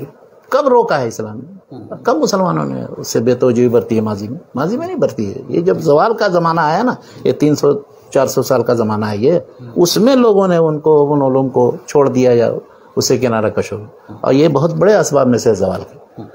تو ایک تو جدید تعلیم، اس میں کامیاب ہے، اس میں کوئی شک. دوسری چیز ہے کہ اردو کی ترجیح و اشاعت اور اردو زبان کو باقاعدہ ایک طرح سے قومی سطح پر اور ملی سطح پر عام کرنے میں، تو اب اس کی بھی اہمیت کم نہیں ہوئی ہے. ابھی ماشاءاللہ اس کے اثرات ابھی موجود ہیں. تیسری چیز جو ان کے معاشرتی اصلاح سے متعلق جو مضامین ان کے ہیں، اور مختلف اخلاقی اصلاح وغیرہ سے مختلف تہذیب الاخلاق کے جو مضامین ابھی بھی پڑھیے تو وہ سب چیزیں آپ کو سمجھ میں آتی ہیں کہ اور وہ سلسلہ ابھی بھی جاری رہنا چاہیے اور وہ کبھی ختم نہیں ہوگا. یعنی کبھی آپ یہ نہیں بند بنا سکتے معاشرتی اصلاح کا سلسلہ بند ہو جانا چاہیے. اور نہ بند ہوا تو اس کا بھی دروازے جو وہابی تحریک نے کھولا اس کے بعد سر سید نے اس کو آگے بڑھایا تو آج تک الحمدللہ بہت سے رسم و رواج خرافات ان سب چیزوں کو لوگوں نے چھوڑ دیا. اب تو بلکہ جدید تعلیم ہی کے اثر سے یعنی بجائے اس کے کہ ہر چیز پر الگ الگ تنبیہ کی جائے جدید تعلیم کے اثر سے بہت سے لوگوں نے سب چیزیں چھوڑ دی.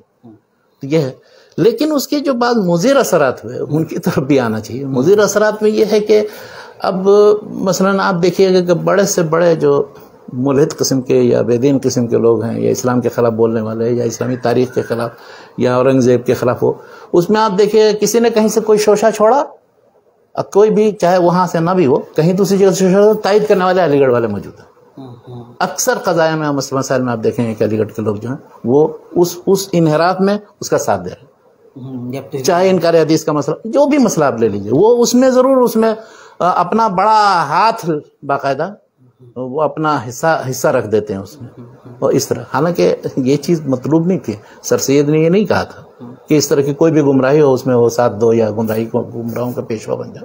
لیکن چونکہ وہ آزادی فکر کی روش ہے اور پھر اصل میں یہ ایک نفسیاتی چیز ہوتی ہے. نفسیاتی چیز وہ آپ کو ذرا میں اس طرح سمجھاؤں آپ کو کہ دیکھیے کوئی ادارہ جب یہ اپنے آپ کو سمجھے کہ وہ یعنی جیسے دقیانوسی ادارہ نہیں ہے ندوۃ العلماء مثال کے طور پر یہ محسوس کرے کہ وہ دیوبند نہیں ہے لیکن یہ کہ کوئی ایسی بات بھی نہیں سننا چاہتا ہے کہ جو دیوبند کے عقائد اور افکار اور خیالات اور مسائل کے خلاف ہو تاکہ ان کے نزدیک ہم متون نہ ہو جائیں. ٹھیک ہے. تو اسی طرح سے علی گڑھ یہ سمجھتا ہے کہ ہم جدید تعلیم کا کہ وہ ہیں تو اب ہم اسلام کے خلاف بھی نہیں کوئی چیز سن سکتے ہیں لیکن یہ ہے کہ یہ بھی نہیں ہے کہ اب کوئی ایسی بات ہم کریں کہ جو جدید تعلیم گاہوں یا جدید تعلیم یافتہ ادارے جدید تعلیم یافتہ جو لوگ ہیں ان کے نزدیک ہم متون ہوں کہ ہم اپنے آپ کو کیا ماڈرن دکھاتے ہیں اس میں تو دقیانوسی آپ رہ گئے. تو یہ ایک نفسیاتی چیز ہوتی ہے اداروں کی. اگر کوئی شخص اس سے نکل گیا اور آزادانہ غور فکر کا حامل ہو گیا تو ابھی ہم دیکھتے ہیں علی گڑھ میں بہت سے لوگ بیٹھے ہوئے ہیں اسی طرح کی ملحدانہ تحریریں شائع کرتے ہیں چاہے وہ ادب کے شعبے میں ہو چاہے وہ اسلامیات کے شعبے میں ہو یا دوسرے شعبے انگریزی کے شعبے میں وابستہ انگریزی کے شعبے سے اور دینیات میں لکھ رہے ہیں منحرف قسم کی چیزیں اور ایسے مشورے دے رہے ہیں جو مسلمانوں کو بالکل ہی کہاں کدھر لے کر کے چلی جائیں.